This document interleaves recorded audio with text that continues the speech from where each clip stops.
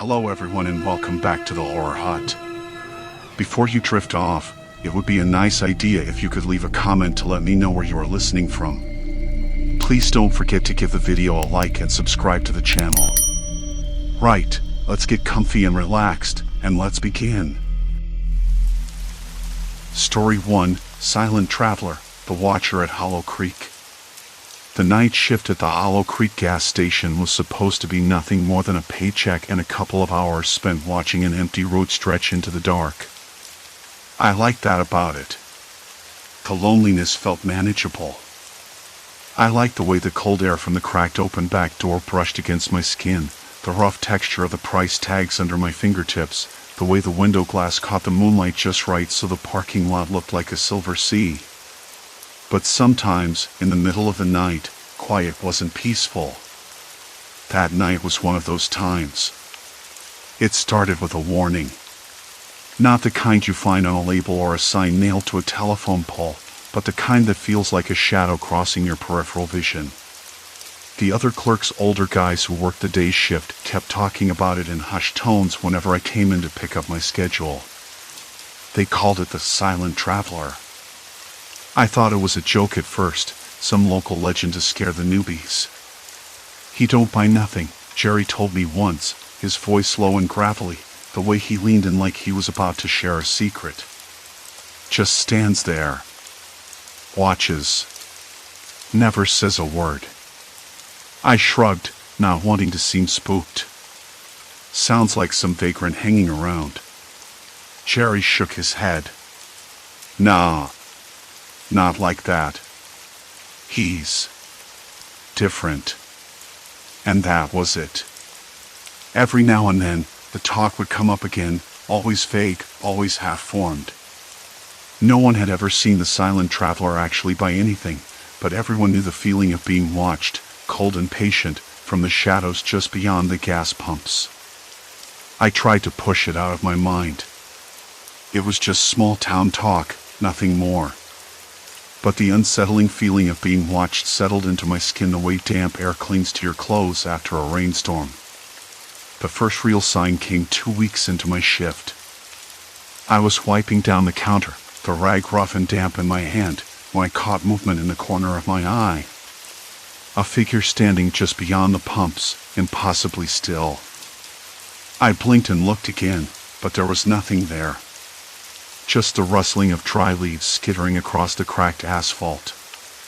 I told myself it was a trick of the dim light that cast long, dancing shadows, the way the street lamp flickered. Still, my breath caught, cold and sharp in my chest. That night, the fluorescent bulbs buzzed a little louder than usual. The coffee tasted bitter, the mug slick and cold against my lips. Outside, the wind had picked up, rattling the cans of oil stacked near the back door. Somewhere in the distance, a dog barked, a long, lonely sound that seemed to hang in the air like a warning. I looked up from the register to see the door chime ring. A man stepped inside, tall, thin, his face shadowed beneath a wide-brimmed hat. He didn't speak, just stood at the far end of the store, eyes dark and unreadable. He didn't reach for anything, didn't even glance at the shelves. Just watched. The silence between us stretched, thick and uncomfortable. I cleared my throat. "Can I help you?" No answer. Just the faint sound of the rain starting outside, pattering against the roof in a steady rhythm. I glanced at the clock. 10 past midnight. My fingers twitched on the counter. Something about the way he held himself, so still, so deliberate, made the hair on the back of my neck rise. "Sir?" I said again, voice quieter this time. He finally moved, turning slowly, his gaze cutting through the dim light to the exit. Then he was gone, swallowed by the night. I blinked, heart pounding harder than I wanted to admit. The door side closed behind him. When I told Jerry about it the next morning, he just nodded. "Told you. He's real. Why does he come here?" I asked, trying to keep the edge out of my voice. Jerry shrugged, lighting a cigarette with a shaking hand. Nobody knows. But he watches. Waits. Some say he's looking for something. Others say he's just waiting for the right time. I laughed then, half to myself. The idea sounded ridiculous, waiting for the right time to do what? I didn't want to imagine. Over the next few days, the feeling of being watched settled into the corners of the gas station like a second skin. Sometimes I caught faint glimpses, footsteps crunching on gravel just outside, the reflection of a figure in the darkened windows. The regulars didn't mention anything, acting like everything was normal, but I knew better. One night, I found a note slipped under the door. No handwriting, just a single phrase typed neatly in black ink, "Don't look." I stared at it for a long time, the paper trembling in my hand. My mouth went dry. It was the first real sign that someone knew I was paying attention. I stuffed the note into my jacket pocket and forced myself to smile at the next customer. The night dragged on, slow and heavy. The fluorescent lights buzzed overhead, the soda machine hissed in the corner, and outside, the wind whispered through the cracked asphalt. Later, as I restocked the shelves, I caught a shadow moving just beyond the glass door. I froze, heart thudding so loud it drowned out everything else. The figure didn't move again, just stood there, silent and still. Silence. Complete silence. I wanted to look away, to pretend none of it was real. But something held me in place. For the first time, I wondered if the clerk's warnings had been more than superstition. If ignoring the silent traveler wasn't just foolish, but dangerous. I told myself I was imagining things. That I'd been working too many late nights, drinking too much bitter coffee, and that the isolation was playing tricks on me. But as the night stretched on, and the store grew colder, the shadows deeper, I couldn't shake the feeling that watching from the dark was more than just a habit for someone out there. It was a warning. And I wasn't sure I wanted to know what would happen if I didn't listen. The cold didn't let up. I kept glancing toward the glass door. The place where I thought I saw that shadow. At first, I convinced myself it was nothing, a trick of the dim light that cast long, dancing shadows or a stray reflection. But the longer I stared, the less certain I became. There had been something there, watching. Still. Silent. I rubbed my hands on the rough cotton of my sleeves. The night stretched on. Outside, the wind picked up, rattling a loose panel on the side of the building. A dog barked somewhere far off, sharp and sudden. Moments later, silence swallowed the sound. The warnings from the other clerks spun through my mind, like a nagging itch I couldn't scratch. Silent traveler, they said. Never buys anything. Just watches. I used to chalk it up to superstition or boredom. But now, after last night, I wasn't so sure.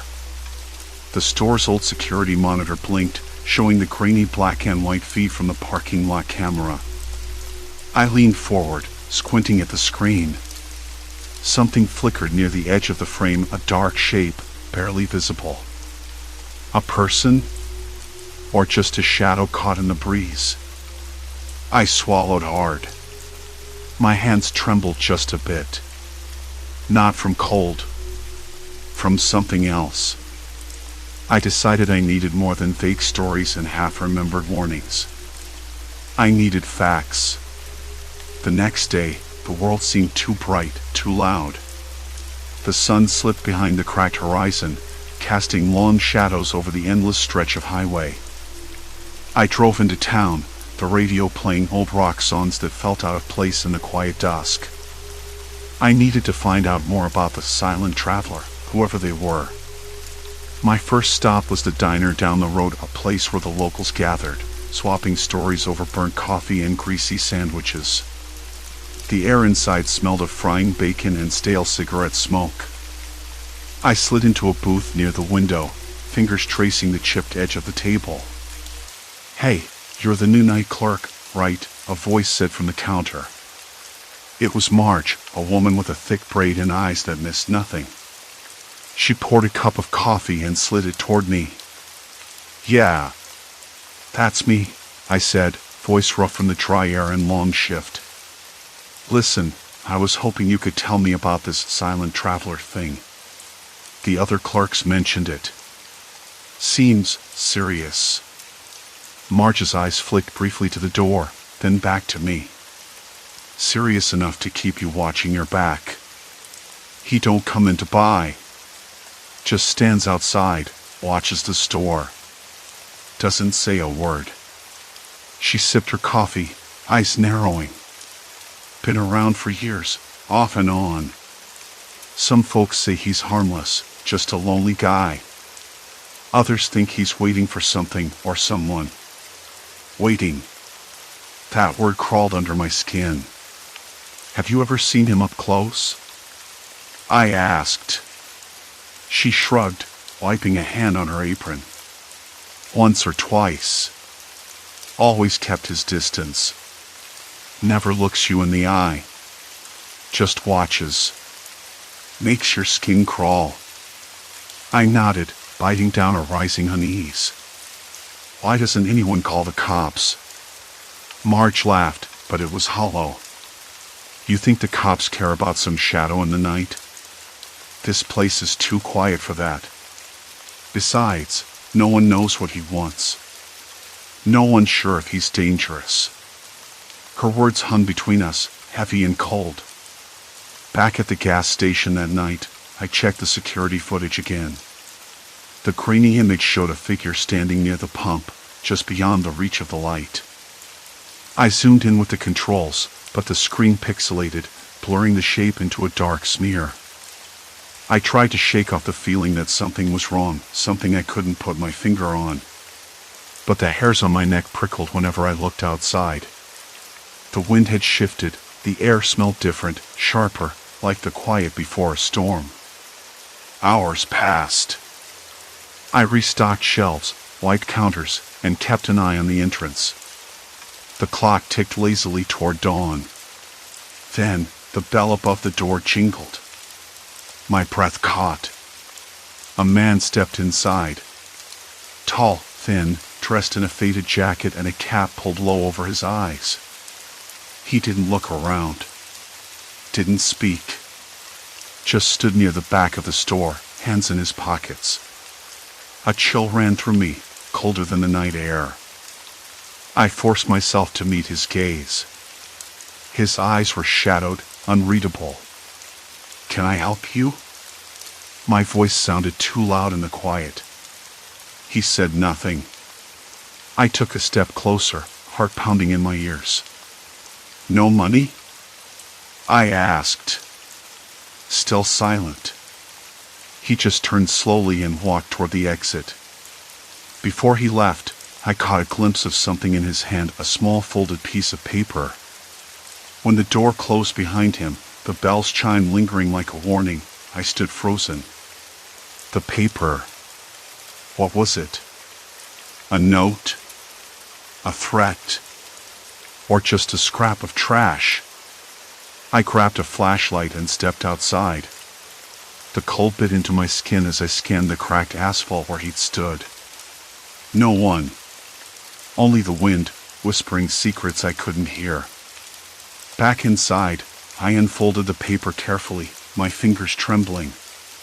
Written in a spidery scrawl were 3 words, watch your back. I blinked. My mouth dry, heart racing.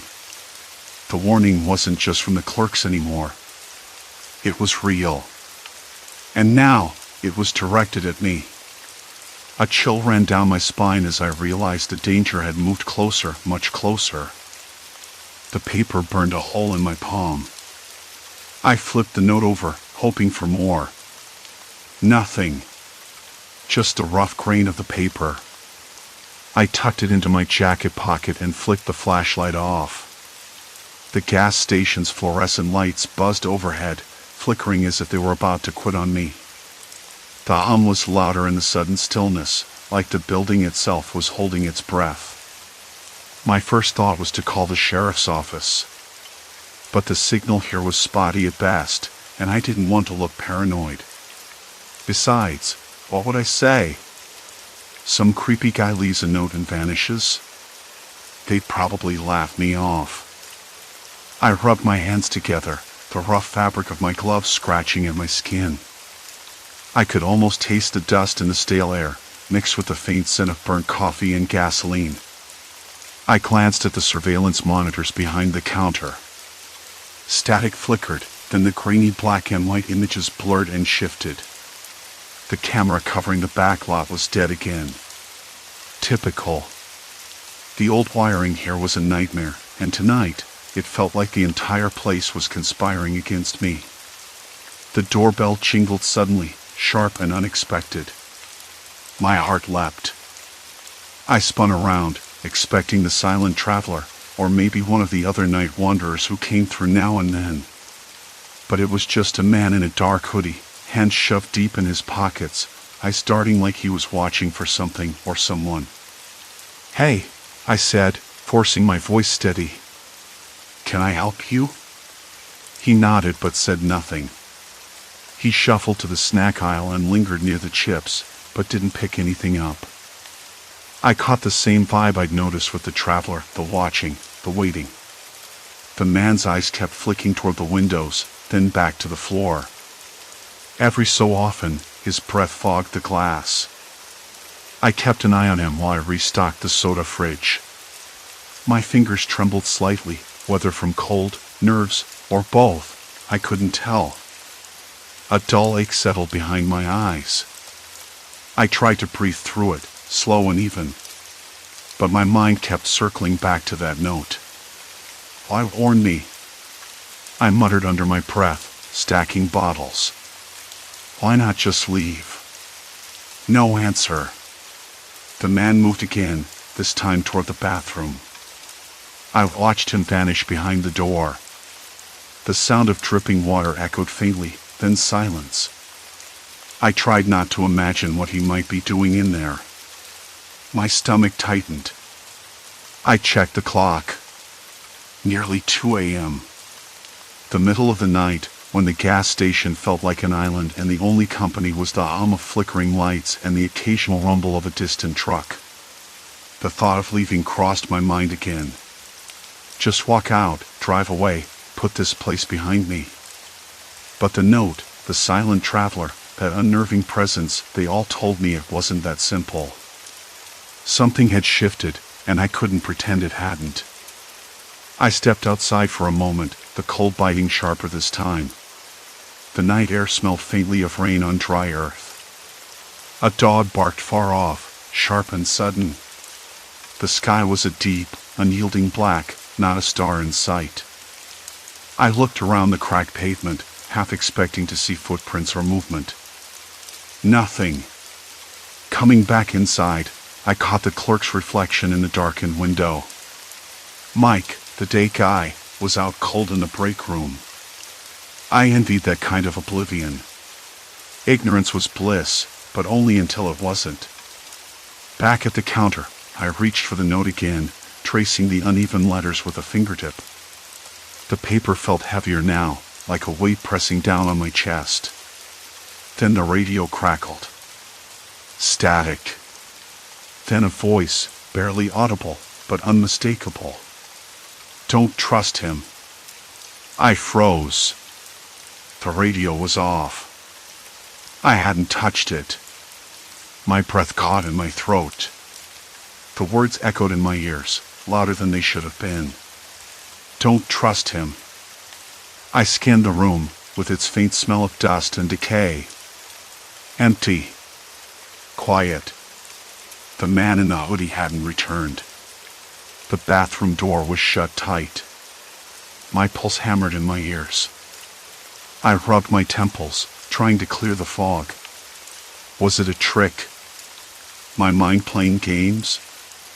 Or was someone else here, watching me through the shadows? I wanted to call Mike, but didn't want to wake him unnecessarily. Instead, I decided to check the cameras again.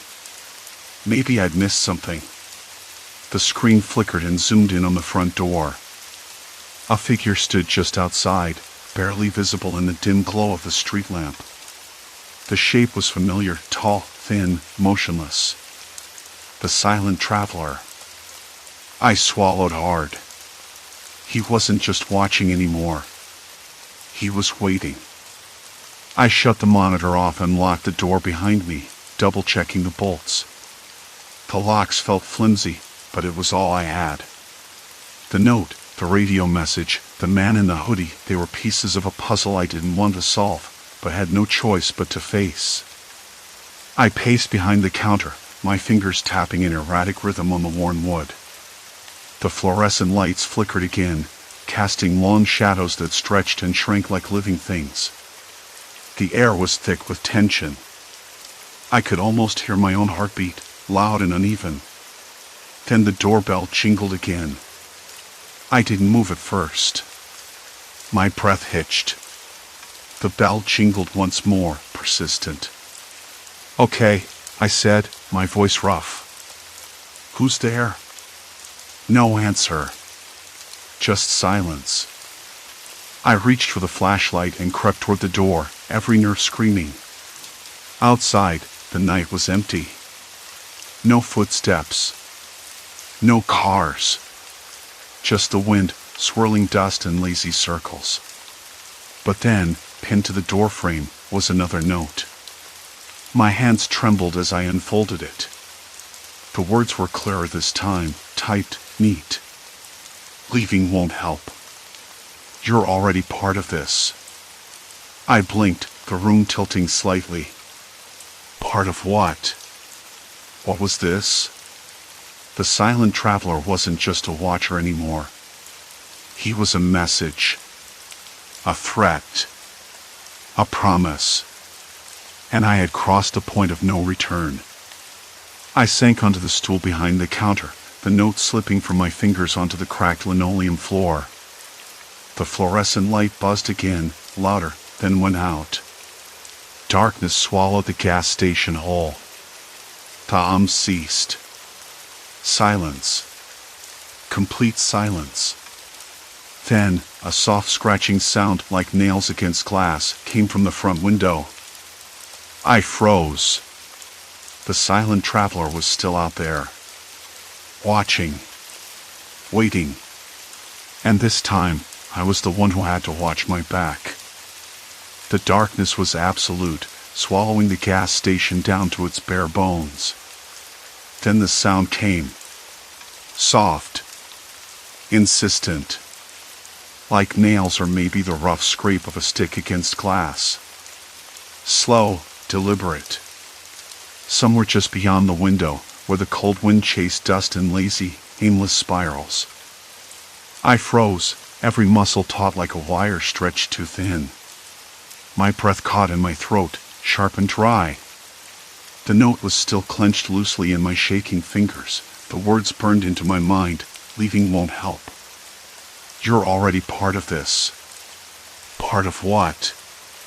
The question spun inside me, twisting and knotting tighter with each scrape against the glass.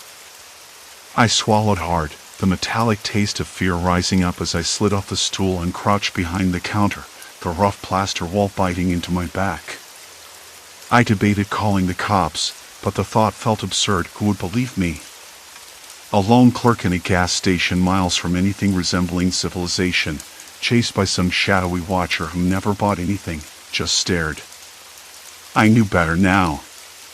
This wasn't about paranoia or bad coffee. The silent traveler was real. And he was patient. The scratching continued, slow and rhythmic, like a metronome counting down to something I didn't want to face. I edged toward the back room, the floor cold and sticky beneath my worn sneakers, the smell of stale cigarettes and motor oil thick in the stale air. The emergency light flickered on for a moment, casting a weak orange glow, then died too, swallowing me back into darkness. My hands trembled as I reached for the breaker box, fingers fumbling against the cold metal. Click. The light sputtered, then pulsed back to life, buzzing loud and uneven. I blinked, relief flooding me until I saw the reflection in the window. There he was. The silent traveler stood just outside, his face a blur behind the crime-streaked glass. No smile. No expression. Just those eyes, cold, unblinking. Watching. Waiting. Not for a purchase, but for me. I could feel his gaze like a weight pressing on my chest. The air grew colder, sharp with the scent of rain and something else, something sour and metallic. Maybe blood. Maybe rust. I told myself it was just the wind, but my skin prickled anyway. I whispered, voice barely audible, "What do you want?" No answer came, only the scraping noise again, now closer to the door frame.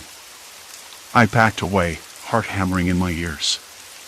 The night outside was silent except for the faint whistle of the wind threading through the cracked window seals. I thought about calling for help again, but the phone was dead. No signal. Nothing. Just me, the note, and the silent traveler watching from the dark.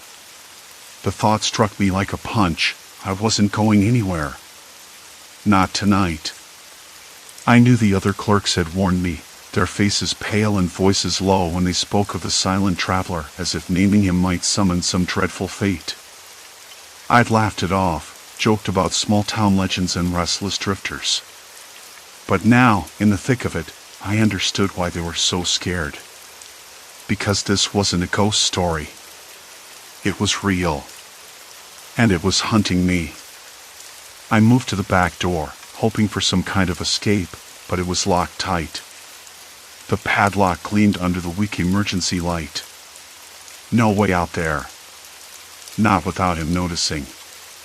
I glanced back toward the front window. He hadn't moved. Just watched. The store's old speaker crackled suddenly, static, then a faint whisper, barely audible. I froze, every hair on my arm standing on end. "Leave," the voice breathed, soft and raspy, like it was coming from the fence or the walls themselves. I spun around, heart racing. The back room was empty. No one there but me. Had I imagined it? The line between real and unreal was blurring. I rubbed my temples, trying to steady my breath, but the cold sweat slicked my palms. Something was wrong with this place. Maybe always had been. I returned to the counter, eyes darting over every shadow, every corner. The fluorescent light flickered again, casting long, dancing shadows that mimicked the silent traveler's stillness. My phone buzzed in my pocket, the first sign of life all night. I pulled it out, squinting at the screen. No messages. Just the time, 2:43 a.m. It felt like hours had passed. Then a new message popped up, from an unknown number. "Look outside. Now." My stomach twisted. I glanced toward the front window again, and this time he was closer. Closer than before. His presence pressed against the glass, features sharp now in the pale light, an ordinary man, but utterly unreadable. A blank slate of menace. I swallowed hard. The rational part of me screamed to ignore it, to call for help, to barricade myself. But something darker, deeper, told me I had no choice but to face this. I stepped forward, the scrape against glass now accompanied by a faint tapping, fingertips drumming a slow, deliberate rhythm against the pane. "Why?" I whispered, voice barely more than a breath. No answer. Only silence. Then, from the speaker again, "You can't run." The words were a cold slap, final and unyielding. My hands clenched the counter so tightly my knuckles whitened. I wanted to scream, to break something, to make the nightmare stop. But the only sound in the room was my ragged breathing and the distant howl of a dog. The silent traveler was patient. He wasn't here for a quick scare. He was here to break me down, piece by piece. I glanced toward the door behind me, weighing my options. Stay and confront this shadow, or try to slip past him and disappear into the night. But the note was right, I was already part of this. Whatever this was. Then the dim light that cast long, dancing shadows flickered again and went out entirely, plunging me into the blackness I'd been trying to escape. The tapping became a steady rhythm on the glass, like a heartbeat counting down. And in that moment, I realized something else. I wasn't just being watched. I was being hunted. The fluorescent light sputtered back to life, buzzing softly overhead like a reluctant witness to the chaos that had just unfolded. My hands still trembled on the counter, the cold plastic of the cash register an anchor. I wanted to believe it was over, that the silent traveler had finally left. But the lingering echo of those words, "You can't run," clung to the air, a cold, unshakable shadow. I realized then that this wasn't just a stranger lurking in the dark. It was something worse, a patient, calculating presence that had already entwined itself with my life. The door behind me creaked open with a slow groan, and I spun around, heart jumping. But no one stood there. Just the empty lot outside, swallowed by the night and the occasional flicker of distant headlights. The cold night air drifted in, carrying the faint smell of rain and something else, smoke, maybe, or the sharp tang of something metallic I couldn't place. My mouth went dry. The station felt suddenly alien, like I was trapped inside a memory I couldn't escape. I stepped back from the counter, the floor beneath my feet rough and uneven. A loose tile cracked under my weight, the sound unnerving in the thick quiet. I wanted to call someone. Anyone. But the phone behind the counter was dead, cut off, just like the power. No signal on my phone either. The loneliness pressed down on me with a physical weight, making it hard to breathe. I sank into the rickety chair behind the counter, trying to hold my shaking hands still. The whole night replayed, frame by frame, like a broken film reel in my mind. The cryptic warnings from the other clerks, their hushed voices about the silent traveler. How I'd brushed them off, laughed nervously, told myself it was just an urban legend, something to pass the time during the long, lonely shifts. How wrong I was. When the first clerk, Joe, had warned me, his eyes darting nervously, I thought he was just another tired man haunted by boredom and the endless desert nights. Now I understood. He wasn't joking. This silent traveler wasn't a ghost story. He was real. And he was watching. The thought sent a shiver down my spine. I rubbed my arms, trying to chase away the chill that wasn't from the night air. My chest tightened. I remembered the tapping on the glass, the slow, deliberate rhythm, like a countdown. I tried to tell myself it was just someone messing around, a prank. But the voice on the speaker, cold and final, shattered that illusion. You can't run. I swallowed hard and looked toward the surveillance monitors. The screens were black, lifeless. The cameras weren't working. God knows why. I'd never felt so exposed, so utterly alone. Minutes passed. Or maybe hours. Time lost its meaning in that dimly lit cage.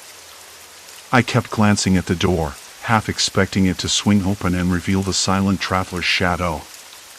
But nothing came. Exhaustion crept in, heavy and slow. My eyelids drooped, and I fought the urge to give in. I had to stay alert. I had to understand what had just happened. What I had missed. When the sun finally began to peek over the horizon, bleeding pale light across the cracked pavement, I stepped outside. The air was crisp and sharp, carrying the scent of damp earth and distant pine. The world felt different in the daylight, less menacing, but no less empty. I walked to the edge of the lot, scanning the horizon. No sign of anyone.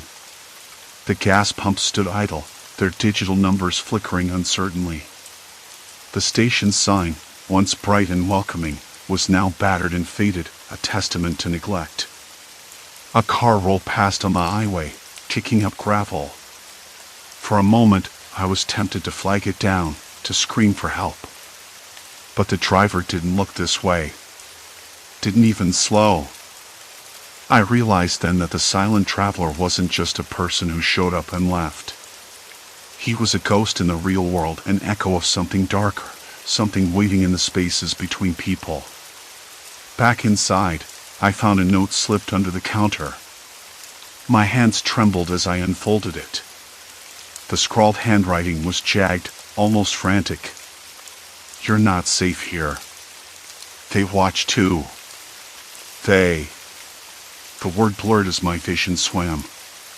Who were they? And why had the silent traveler warned me? Questions swirled in my head, but answers were thin on the ground.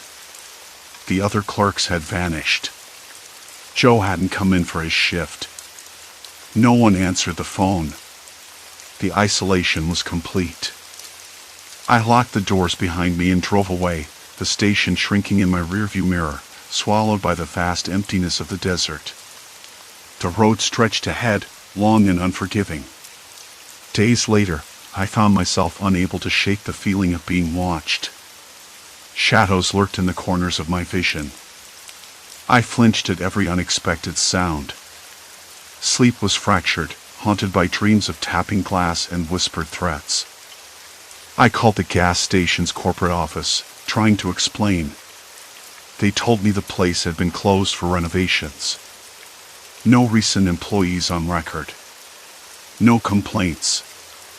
I wasn't sure what was real anymore.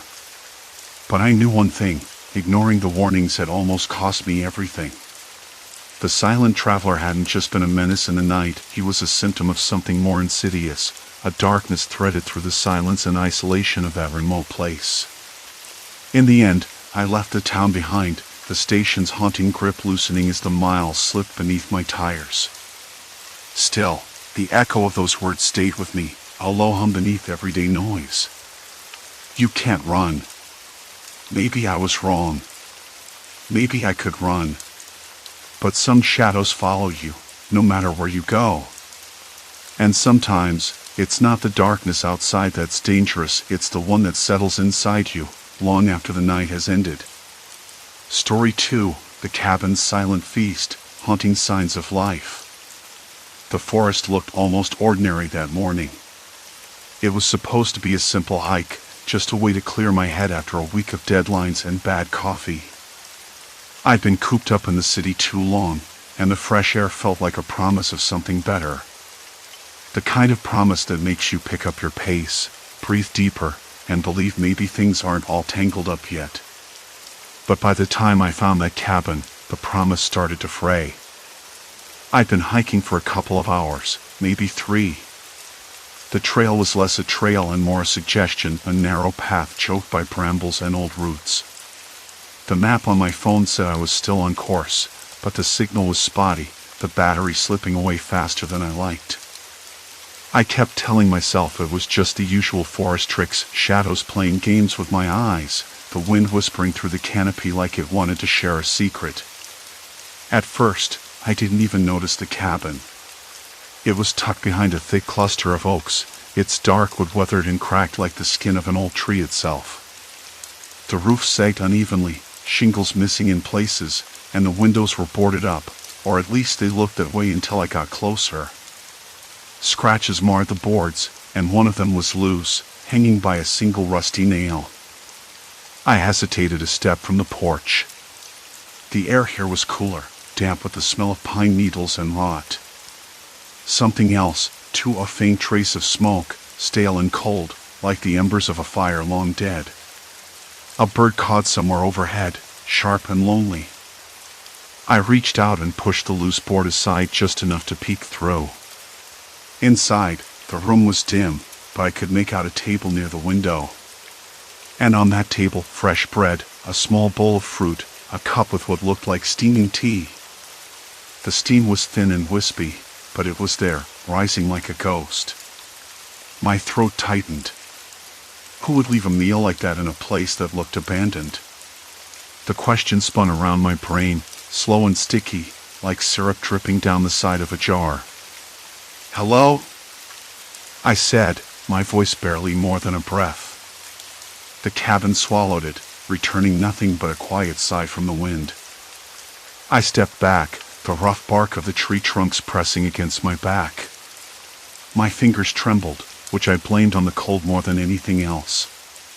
Still, my eyes kept drifting back to that table, to the meal that made no sense. I circled the cabin, looking for another way in. The back door was cracked open just a sliver, creaking gently with the breeze. Every instinct urged me to turn around, to leave this place and the questions it carried. But curiosity had its grip, tighter than I liked to admit. Inside, the air smelled warmer, a thick mix of dust and something else: old paper, wood smoke, and something faintly sour. My boots scuffed against the floorboards, the sound muffled but sharp enough to make me jump a little. The table was just as I'd seen it from outside. The bread was crusty, steam rising lazily. The fruit looked fresh: apples with a sheen, a few wild berries in a small bowl. The cup of tea wobbled when I reached out to touch it, the warmth surprising against my cold fingers. I didn't want to eat it, but I could smell the herbs, the faint bitterness of something brewed carefully. I swallowed hard and stepped away, eyes drawn instead to a battered leather journal lying next to the plate. The cover was cracked and worn, the edges frayed like it had been handled 1,000 times. I flipped it open, the pages yellowed and curling. The handwriting was small, neat, and immediately familiar, like someone had written it for me to find. Day 1, I saw them on the trail today. Thought it was just a hiker at first, but this one lingers, moves slower, looks back more than necessary. Day 2, they passed by the clearing again. Noticed the cabin but didn't approach. I left food, hoping they'd take it. They did not. Day 3, the hiker is still here. Watching. Waiting. I'm not sure why, but they're now alone. I need to be careful. The words made my hands cold, the paper slippery beneath my fingers. I looked up, scanning the dim room for any sign of someone else, anyone watching from the shadows. The silence pressed in, thick and heavy. I told myself it was a prank, or maybe the journal belonged to someone who'd been here before me, left behind by chance or by choice. But the fresh meal, didn't fit into any neat explanation. I barely noticed the sudden change in the light until the shadows shifted. The sun had moved behind a cloud. The cabin grew colder, darker. A quiet noise filled the room, a soft scrape, like nails on wood, too deliberate to be a stray branch. I froze. The journal slipped from my hands, landing open on the floor. My breath caught in my throat. I wasn't alone. Outside, the forest waited. Silent. Watching. Waiting. A cold draft brushed past the doorframe, carrying with it the faint scent of damp earth and something else, something metallic.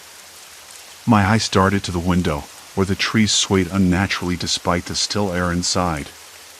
Heart pounding, I reached slowly for the item on the table, every muscle tensed, knowing whatever was out there wasn't just a figment of my imagination. The small brass item gleamed faintly in the moonlight filtering through the cracked window. My fingers closed around its handle, the cool metal steadying the tremor in my hand.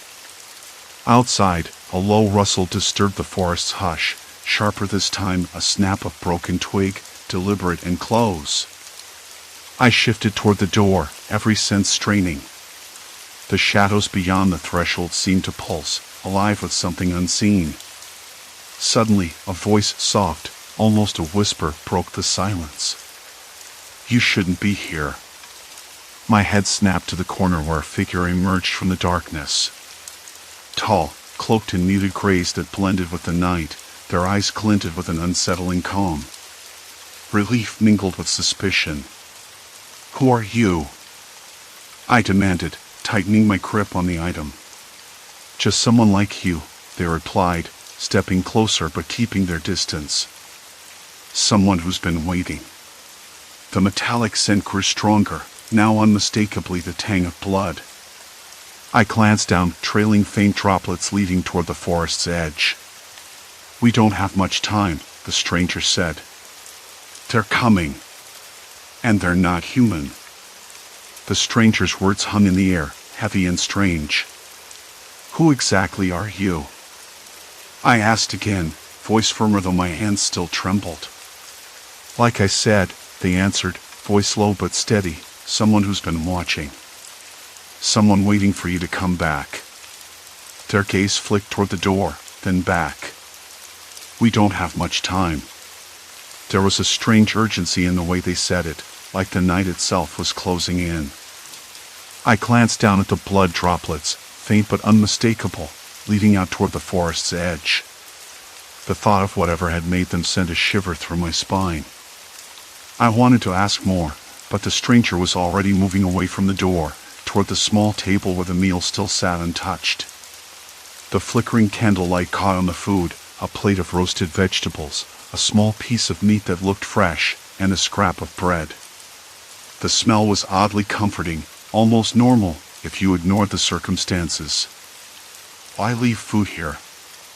I questioned, the suspicion creeping back. "Who's feeding who?" They shrugged, but their eyes didn't stop scanning the room. "To keep you here. To keep you alive." Alive. The word echoed in my head, almost sarcastic in the way it seemed so meaningless right then. Alive to what? To this? To whatever was out there? I stepped closer, drawn to the meal despite myself. The air smelled faintly of smoke and something earthy, wet leaves and moss, the forest outside pressed against the thin walls like a living thing. The candle flickered again, casting dancing shadows that made the cabin seem less empty, more alive with secrets. The stranger pulled a small notebook from their coat pocket, flipping it open. The pages were worn, edges curled and stained with what I hoped was nothing more than dirt. I leaned in, eyes scanning the cramped handwriting. Days ago, the first entry read, "I saw them first. Watching from the tree line. Not animals. Something else. Waiting." The words made my skin prickle. I looked up at the stranger. "You've been here this whole time?" "Near enough," they said quietly. "Watching you. Waiting for you to come back." The idea was unsettling, the way it twisted my thoughts in knots. Someone had been following me, observing every step, every break in the trail. The thought of a silent presence lurking just beyond the trees, hidden in shadows, made the hairs on the back of my neck stand up. I closed the notebook slowly, the weight of it settling in my lap. "Why? What do they want?" The stranger's eyes darkened. "Control. Fear. You're not the first they've watched. And if you don't leave soon, you won't be the last." A sudden noise outside, branches snapping, leaves rustling sharply, made me jump. The stranger tensed, muscles tight beneath their coat. "They're close," they whispered. Silence. Then, a distant bark echoed, sharp and brief, breaking the eerie stillness. It felt wrong, out of place in the quiet forest night. "Dogs?" I asked, voice barely a breath. "No. Something else." The stranger's voice was grim, barely audible. The cabin felt smaller suddenly, the walls pressing in. I rubbed my arms, the chill settling deeper. My thoughts scattered, trying to piece together what I'd seen, what I'd smelled, what I now knew. The blood, the meal, the journal, the watcher, all signs pointing to something dark and patient. "Can you tell me what they look like?" I asked, trying to keep calm. The stranger hesitated. Not human, but not animal either. Silent. Still. Watching. Waiting for the right moment. I swallowed hard. The story didn't add up. No one sane waits like this, not without reason. And whatever was out there wasn't just a threat, it was a puzzle, a trap. Why me? I pressed. Why come back here? Their gaze softened for a moment. Because you don't know what you're running from. And they want you to find out. The room felt colder, the shadows longer. I looked back at the meal, untouched and oddly inviting. The smell of cooked meat and fresh bread mixed with the damp forest air, a strange comfort in the middle of fear. I glanced toward the door again, the path out dark and uncertain. The blood droplets still marked the way, a trail I wasn't sure I wanted to follow. The stranger folded the notebook carefully and slid it across the table toward me. Read it. All of it. You'll find the answers you need. But be careful. They watch. Always. I nodded slowly, hands still shaking as I picked up the journal. The pages felt rough under my fingertips, each entry a step deeper into a nightmare I hadn't asked for but couldn't ignore. Outside, the forest breathed alive, waiting, watching. The night had only just begun. I flipped to the first page, eyes scanning the cramped handwriting, uneven and hurried. Names, dates, cryptic symbols intertwined with frantic warnings. Each word seemed to pulse with urgency, dragging me further into a darkness I hadn't known existed. A cold breeze whispered through the cracked window, carrying faint echoes of distant voices, or perhaps just the wind playing tricks. My heart pounded as shadows shifted at the edges of the room, reminding me that whatever they were closer than I dared imagine. I swallowed hard and forced myself to look away from the page, but the room felt smaller now, heavier. The wooden floorboards creaked under my trembling feet as I rose, the chair scraping sharply against the warm rug. Outside, the sky had deepened to an oppressive gray, the last light slipping away like a secret retreating into the night. A sudden knock at the door jolted me, sharp and insistent. I froze, breath caught in my throat. No one should be here, no one knew what I'd found. The knocking grew more urgent, relentless, as if the shadows themselves demanded entrance. I edged toward the door, every nerve screaming to flee, but curiosity anchored me. Peering through the cracked frame, I saw nothing but the empty hallway, dimly lit by a flickering bulb. Yet, the air carried a faint scent, something metallic, like blood mingled with rust. Turning back, my eyes landed on the journal again. The page beneath my fingers had changed, no longer the frantic script, but a single line etched in jagged ink. They watch. They wait. They hunger. A soft, almost imperceptible whisper rose behind me, chilling in close, but when I spun around, the room was empty, save for the shifting shadows that now seemed to lean closer, hungry for the secrets I'd uncovered. The whisper had faded, swallowed by the thick night air in the cabin's corners. I crouched beside the table and ran my fingers over the jagged sentence again. They watch. They wait. They hunger. The words felt like a trap closing around me, a warning too late. I had crossed some invisible line, and now there was no turning back. Outside, the wind had picked up, rattling the loose window panes and sending uneven shadows skittering across the peeling walls. The faint metallic scent I'd noticed before, the sharp tang of rust and something else, coppery and raw, seemed thicker now, pressing into my nostrils. My throat tightened. I swallowed hard, tasting the dryness clinging to my tongue. Then came the footsteps. Soft at first, hesitant, like someone testing the floorboards in the hallway beyond the door. I held my breath, every muscle taut, eyes darting toward the cracked doorway. But no one appeared.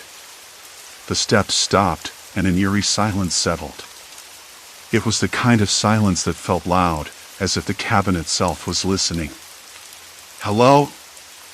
I whispered, voice barely more than a rasp. No answer. I forced myself to stand, hands trembling as I pushed the journal aside. The cabin suddenly felt smaller, the air heavier, and the shadows seemed to press closer. The meal on the table, still warm, or at least recently so, reminded me just how near the watcher must be. Whoever they weren't just observing from a distance. They were inside this place, lurking just out of sight. I edged toward the door, every step uneven on the creaking floor. The hallway stretched into darkness, the flickering bulb at its far end struggling to stay lit. I could hear the faint thud of my own heartbeat, pounding in my ears louder than the silence around me. Then a sound, soft shuffling, like fabric brushing against wood, came from the far end of the hall. I froze again. The rational part of me screamed to run, to slam the door and bolt, but my feet stayed glued to the floor. What was I expecting? A ghost? A madman? Someone who had been waiting for me, watching me, feeding me a meal to lure me deeper into this trap? I swallowed and forced myself forward, step by slow step, the hairs on my neck prickling with every slight noise.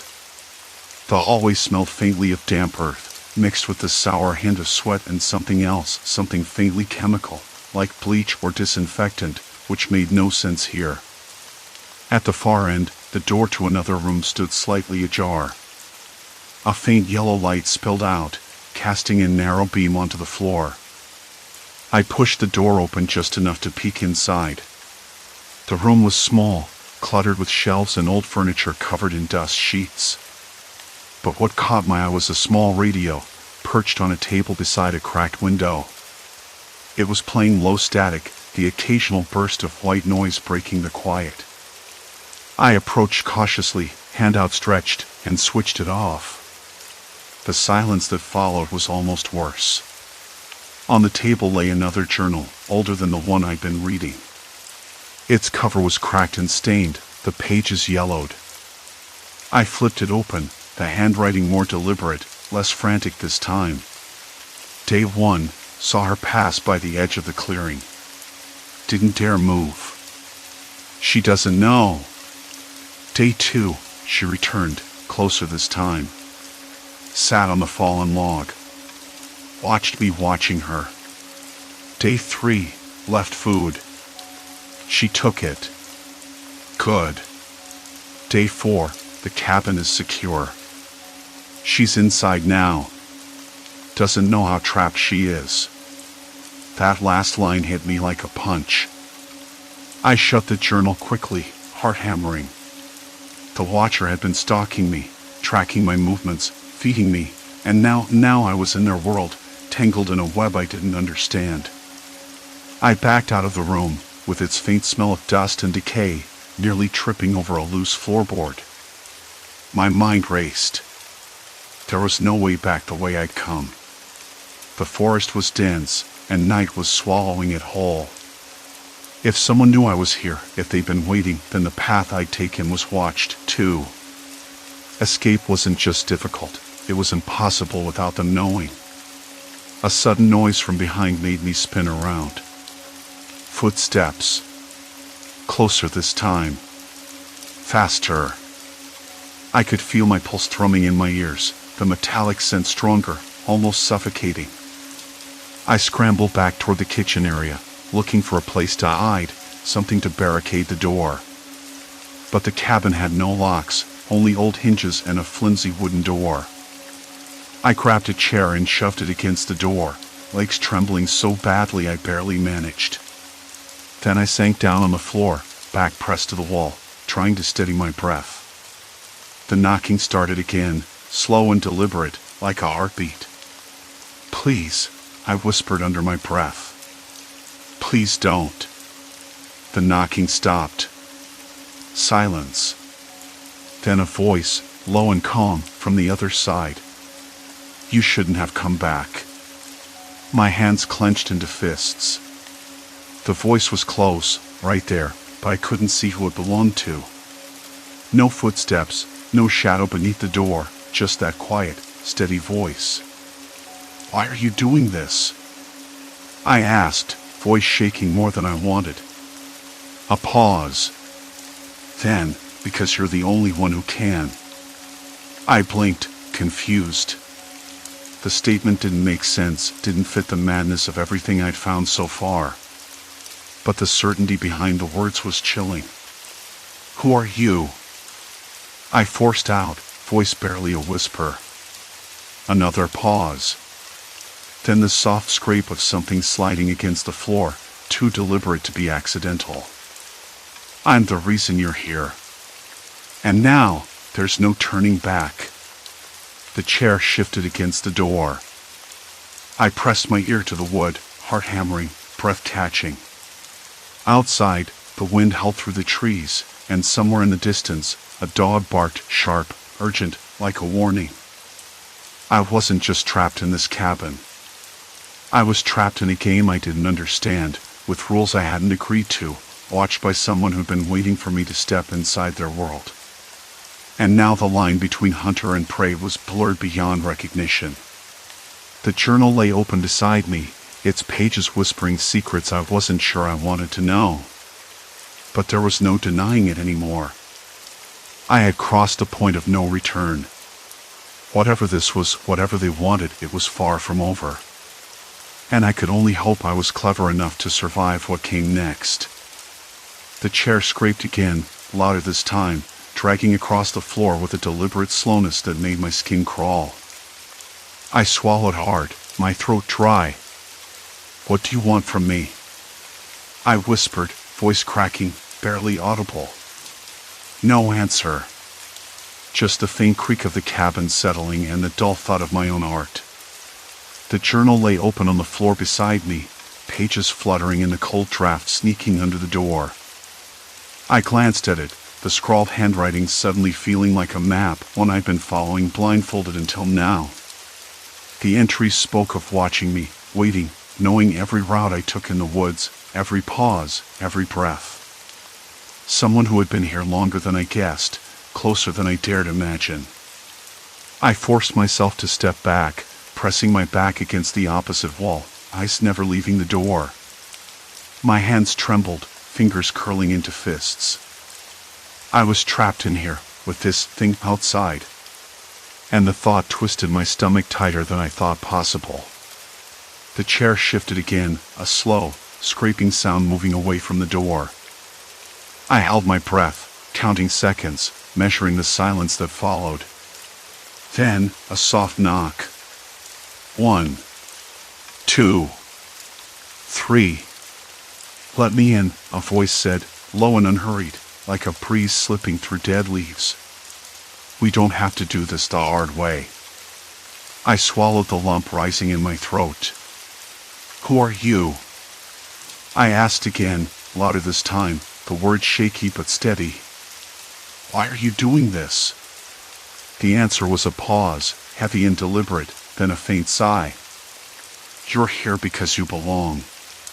You always did. I just showed you the path." Belong? I tried to make sense of it, but my mind spiraled. Belong where? To him? To this cabin? To whatever twisted story he'd been writing about me in that journal? I edged toward the window, trying to peer out into the night. Moonlight filtered through the cracked glass, casting fractured shadows on the rough wooden floor. But the trees outside loomed like silent sentinels, swallowing any glimpse of movement. Nothing. A sudden metallic clink made me jump. My eyes darted around the room, landing on the kitchen table. The plate with the fresh meal was still there, untouched since I'd found it hours ago. The smell of stew, warm and oddly inviting, still hung in the air, mixing with the damp scent of old wood and moss. I wasn't hungry. Not anymore. But the smell made my mouth water against my will. Hunger was a strange thing when fear had rooted itself so deeply in your chest. The door creaked open slowly, just a crack, revealing a shadowy figure standing just beyond the threshold. I couldn't make out much, the outline of a man, lean, movements deliberate and smooth. No sudden gestures. No rush. I stepped back, bumping into the wall. My heart slammed against my ribs like a trapped animal. "Stay there," I said, voice firmer than I expected. He stepped inside, slow and purposeful, eyes fixed on me with a strange intensity. "I'm not your enemy," he said softly, voice calm, almost warm. "But you have to understand, you've been part of this longer than you realize." "For days, maybe weeks?" I asked, voice rising. "Watching me? Waiting for me to find this place?" He nodded. "Yes. I needed you to see it for yourself. The cabin, the journal, the food. It was all to test you." "Test me for what?" My pulse quickened, anger bubbling beneath the fear. "Why? What do you want?" He smiled, a small, sad smile that didn't reach his eyes. "To prove you're ready. Ready to face what's out there." "What's out there?" I asked, swallowing hard. "You mean the forest? The people? The danger? There's nothing supernatural here. Just survival. And I'm already on the edge." His gaze flickered to the window, then back to me. "You don't know the edge. Not yet. But soon you will." I shook my head, backing away. "I'm leaving. Right now. You can't keep me here." He raised a hand, not to stop me but to calm me. "Leaving isn't simple. Not anymore. Not after what you've seen." "What have I seen?" I said, voice cracking. "Just a bunch of empty pages and a meal someone left." He stepped closer, eyes dark and unreadable.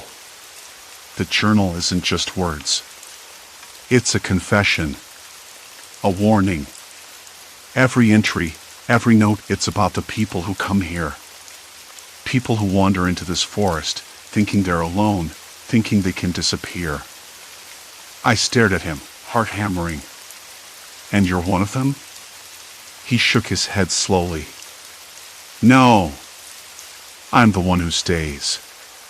The one who watches. The one who decides who gets to leave." I tried to swallow the lump growing in my throat. "Why me?" I whispered.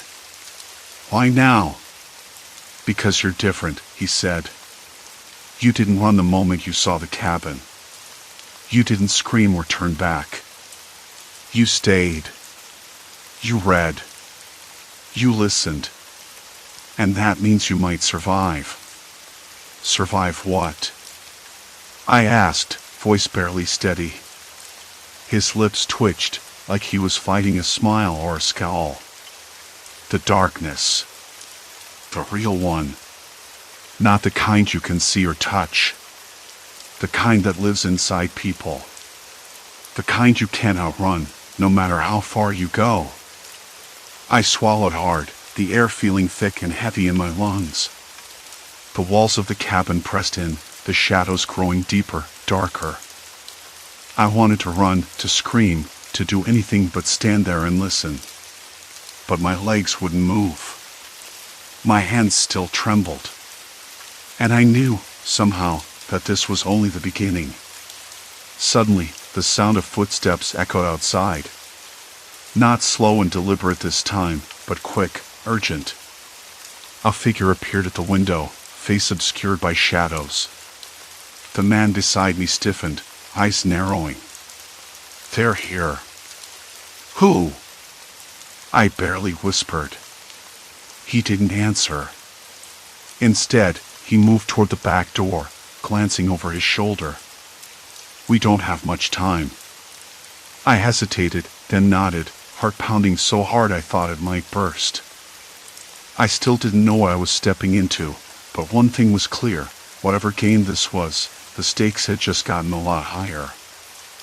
As we slipped out into the night, the forest around us seemed to close in. The darkness wasn't just outside the cabin, it was everywhere now, pressing close, whispering secrets I wasn't sure I wanted to hear. And I was running, not from the forest. From the people in it. We slipped into the forest, the cabin's pale outline swallowed almost immediately by shadows. Some were behind us, The cabin's single window flickered faintly like a dying candle, fragile and stubborn.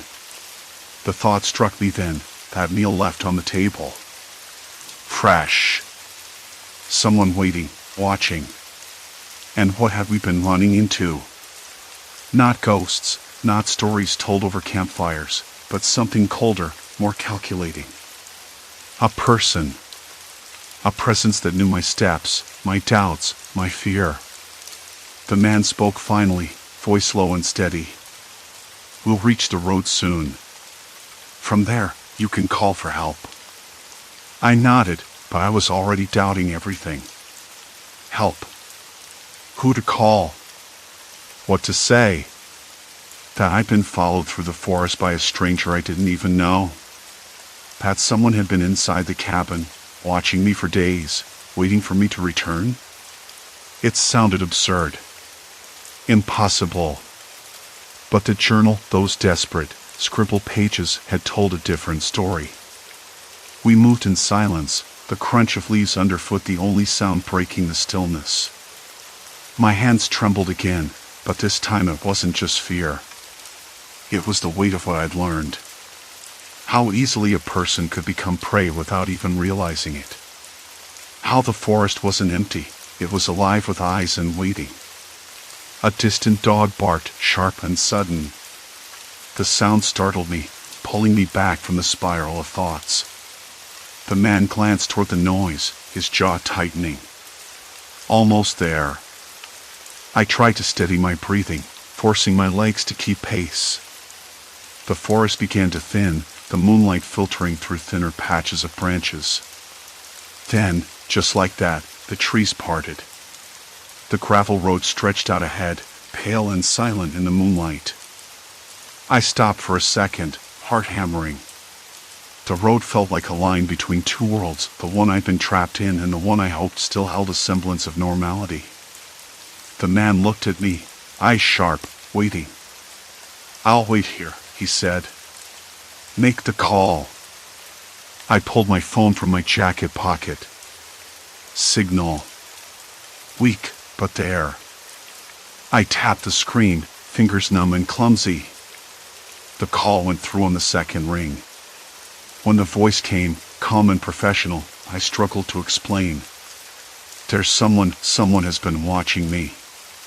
In the cabin. In the forest. I don't know who or why, but I think they're nearby. Can you describe them? The operator asked. I hesitated.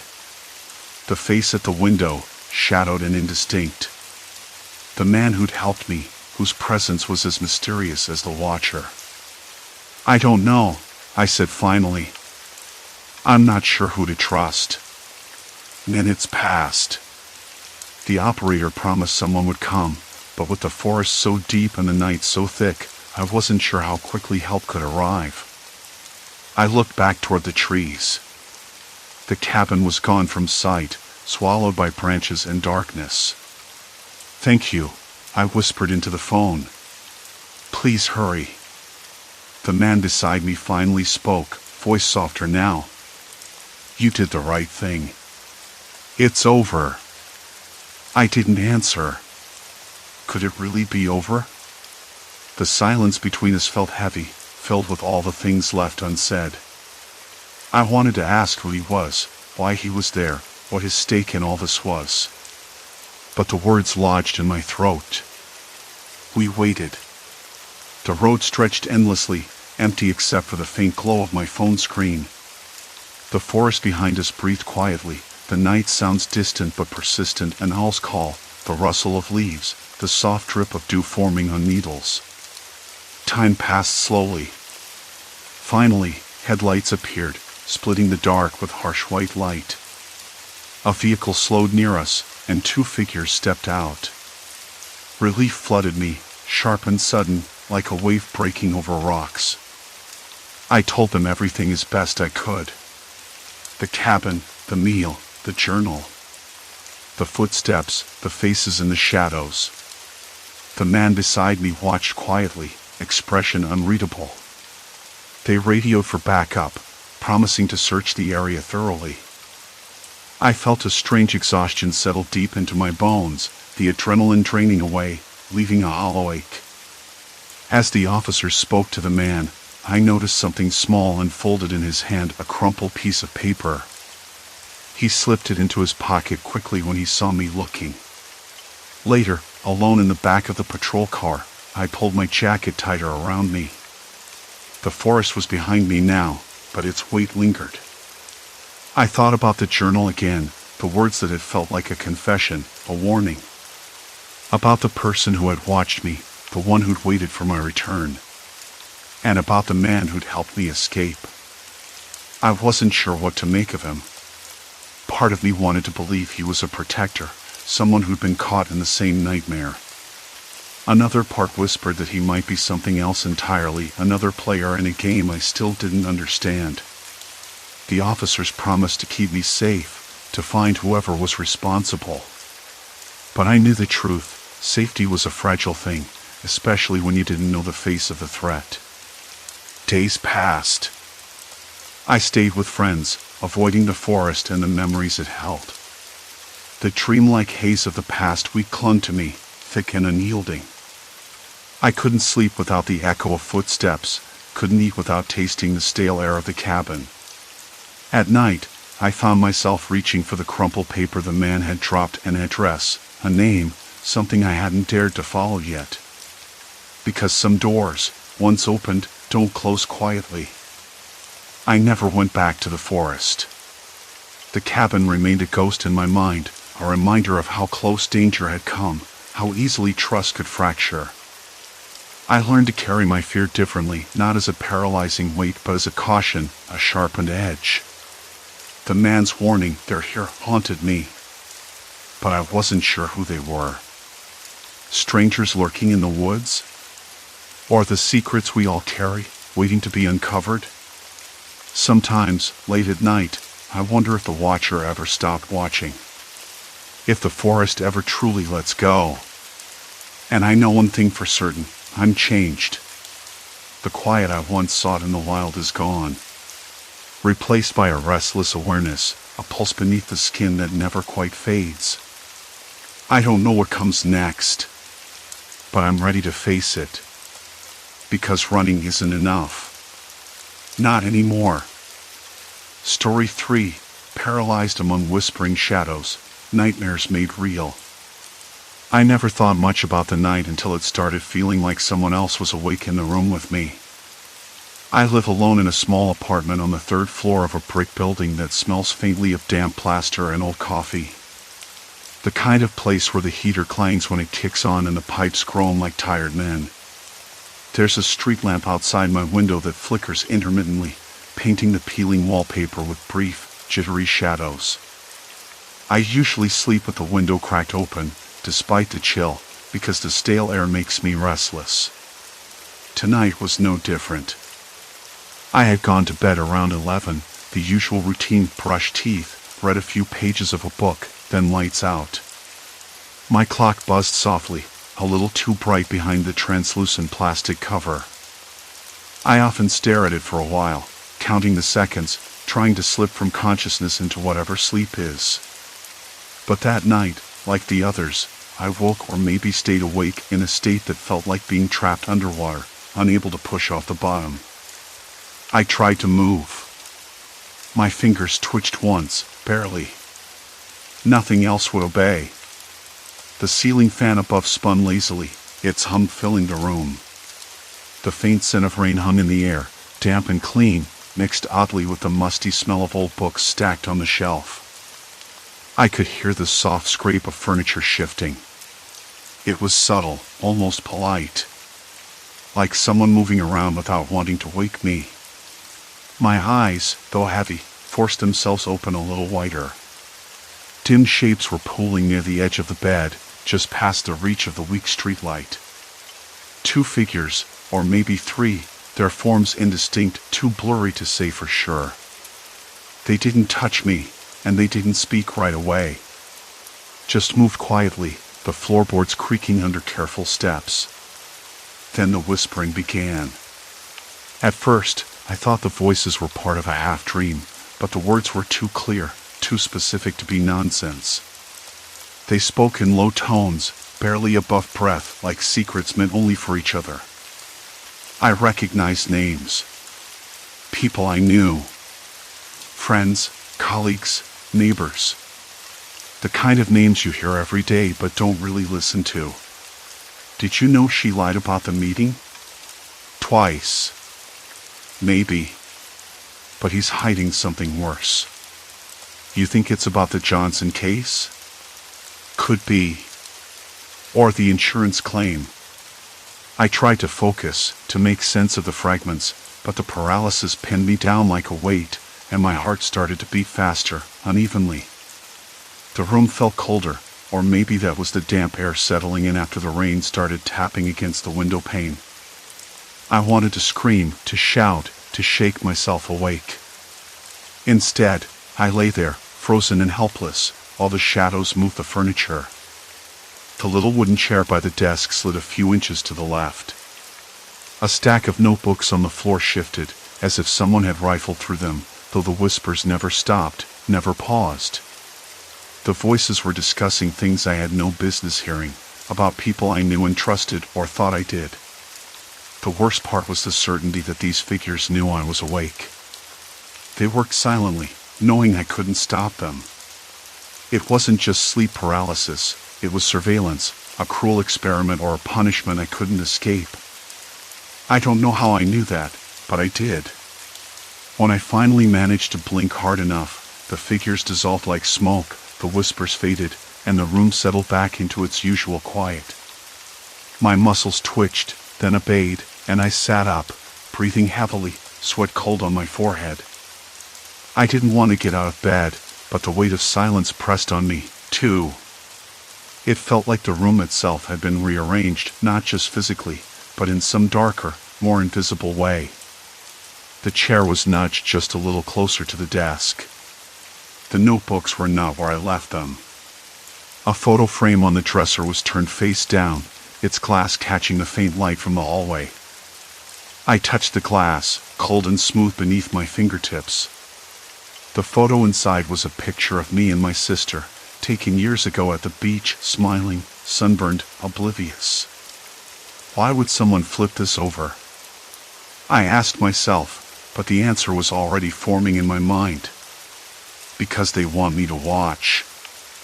I spent the rest of the night sitting on the edge of the bed, listening to the rain, the occasional distant car, the buzz of the street lamp outside. My hands trembled as I scribbled notes on a scrap of paper, names, phrases, the sequence of events. I didn't know why I was keeping track, but it felt necessary. If this was some kind of game, I was already losing. In the morning, sunlight filtered weakly through the curtains, turning dust motes into tiny dancers. The apartment smelled like wet concrete and the faint sourness of stale air. I made coffee, black and bitter, the taste sharp enough to wake my senses. The chair was still slightly out of place. The notebooks were stacked differently. The photo frame remained face down. I tried to shrug it off, told myself it was a nightmare born from stress and too many late nights staring at my phone screen. But the unease lingered, like a shadow folded into the edges of my vision. The whispers were gone, but the feeling that I was being watched didn't leave. Later that day, I met a friend for lunch. She asked if I'd been sleeping well. Not really, I said, forcing a smile. Just a bit restless. I didn't mention the paralysis or the whispers. Who would believe me? It sounded crazy, even to myself. But as she talked about her new job, the way she described her colleagues, the subtle shifts in her tone, the things she left unsaid, I couldn't help but wonder if the voices from the night had been right. Maybe she wasn't telling the whole story. I kept my eyes on her face, looking for cracks, for signs. It was impossible not to. The paranoia had taken root, and I wasn't sure if it was a symptom or something worse. That night, I lay awake for hours, staring at the ceiling, waiting for sleep. When it finally came, it was slow, creeping, and I knew what would follow. The paralysis. The shadows. The whispers. I don't know how long I'll last watching from the inside of my own body, trapped and helpless. But I'm already listening, and I'm already learning. And maybe, just maybe, I'm not the only one who's been asleep in this room all along. The next morning, I woke up stiff and hollow in the chest, the kind of exhaustion that no amount of coffee could fix. I sat up slowly, careful not to jolt my limbs, and glanced around the room. Everything looked normal at first glance. But then my eyes caught the edge of the dresser drawer, slightly ajar. I was sure it had been shut tight last night before I fell asleep. It was subtle, something I might have missed if I weren't already on edge, but the drawer wasn't where I left it. My fingers twitched involuntarily. Had someone been here? Again? The floor creaked under my bare feet as I stood, the wood cool and uneven beneath me. I reached out to close the drawer, but the movement unsettled me. I paused, listening. Silence. Complete silence. No footsteps, no distant voices, no hum from the street below. Just the faint buzz of the refrigerator from the apartment next door. Okay, I muttered under my breath, trying to steady my voice. This is real. Not a nightmare. The phrase felt ridiculous even as I said it. But if the paralysis was some kind of surveillance, then so was this, the subtle rearrangement, the whispered secrets, the evidence left behind like breadcrumbs. I needed a plan. I couldn't keep waking up trapped like this, helpless while I was watched and manipulated. I pulled my phone from the nightstand and checked the time, 7:43 a.m. No missed calls, no strange messages. Just the usual flood of notifications from apps I barely used anymore. I wondered if the watchers had access to my phone, too. Could they see my texts? Hear my calls? The thought made my skin prickle. I decided I had to talk to someone. Someone who might not think I was losing my mind. But who? My sister? She listened, but I could tell she didn't quite believe me. Probably thought I was stressed or sleep deprived. And my roommate, Josh, was usually half in his own world, too distracted to notice much beyond his video games and late-night snacks. Still, I had to try. I grabbed my jacket and headed out, the cool morning air sharp against my face. The city smelled like wet pavement and coffee, comforting in a way. I walked to the nearest cafe, the bell over the door chiming faintly as I entered. The place was nearly empty, save for a few early risers hunched over laptops and half-drunk lattes. I ordered a black coffee and took a seat by the window, pulling out my notebook. I'd started jotting down everything I remembered from the nights, the whispers, the shadows, the things said about people I knew. Some of it made no sense. Other parts were chilling in their accuracy. As I sipped the bitter coffee, my phone buzzed. A message from Emily. Hey, you okay? You seemed off yesterday. I hesitated, fingers hovering over the keyboard. Was this a trap? A way to watch me even now? But I typed back, not great. Can we meet? Need to talk. She replied almost immediately. Sure. Coffee shop near your place in an hour? I agreed, feeling a flicker of relief. Maybe having someone else hear the story would help ground me. Or at least confirm I wasn't imagining it all. Back home an hour later, the apartment felt colder than before, the shadows stretched longer across the walls. Emily settled onto the couch, her brow furrowed as I explained everything, the paralysis, the whispers, the rearranged furniture, the things I'd overheard about her and others. She listened quietly, eyes darting to the window every so often. When I finished, she rubbed her temples. Are you sure none of this could be stress? You haven't been sleeping well. I know how that sounds, I said quickly. But it's not just dreams. It's like Someone's inside my head, watching me even when I'm awake. And they're not just random voices. They know things only people close to me would say. Emily looked at me then, really looked, and for the first time I saw something like fear flicker behind her eyes. What kind of things? Secrets. About you. About Josh. About my parents. Things I never told anyone. She swallowed hard. Maybe you're right. Maybe someone is watching. But why you? I shrugged, unable to answer. The room suddenly felt too small, too quiet. I realized I hadn't checked the bedroom since I got back. I excused myself and stepped inside. The air smelled faintly of old paper and something else I couldn't place, like the faint musk of sweat mixed with cleaning products. The dresser drawer was open wider now, the contents shifted. My favorite watch, the one my dad gave me years ago, was gone. I stared at the empty space, a cold knot tightening in my stomach. Someone had been in my room again, and this time they'd taken something. Something important. When I turned back to Emily, she was standing in the doorway, pale and tense. "We need to figure this out," she said quietly. "Before it gets worse." I nodded, suddenly realizing the paranoia wasn't just a symptom of sleep deprivation. It was a signal. A warning. And I wasn't the only one who had to be careful.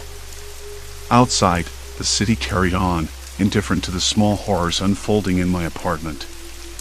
But inside, in the shadows, the watchers were already moving, unseen and silent. And I was left wondering if I'd ever be able to wake up for good. The room was colder than I remembered when I stepped back inside. Emily was still in the doorway, hands clenched at her sides. Her face was pale, but her eyes were alert, scanning the room, with its faint smell of dust and decay like she expected something to move. "We can't wait," she said quietly. "This isn't just about your room anymore. They know you're onto them." The words felt like a punch to the gut. I swallowed hard, tasting the dry bitterness of fear, but I kept my voice steady. "Who are they? What do they want?" She shook her head, frustration flickering across her face. "I don't know exactly. But it's not random. They're watching everyone around you. You've just been the easiest target." That hit harder than anything else. The idea that my paralysis, the nights trapped between sleep and waking, wasn't some freak neurological hiccup, but a method of surveillance. It wasn't just a symptom. It was a trap. I glanced around the room, the shadows suddenly looking less like figments of my imagination and more like silent sentinels. My mind raced. If this was a method, a way to keep me from moving or speaking while they sifted through my life, then what did that mean for the people I cared about? How deep did this go? Emily stepped forward, her voice dropping to a whisper. "I found something earlier today." She pulled a folded piece of paper from her jacket pocket, unfolding it carefully. It was tucked in the back of the book you left on the cafe table. I took the paper, the edges rough and worn. The handwriting was messy but familiar. It was mine. A note I'd written to myself, but I didn't remember jotting it down. "They watch through your own eyes. Trust no one." My voice cracked, the words tasting like ash. Emily nodded. "You wrote this after one of your episodes. But there's more." She flipped the paper over, revealing a phone number and a name I didn't recognize, just initials, really, MC. "Who's MC?" I asked, but Emily was already shaking her head.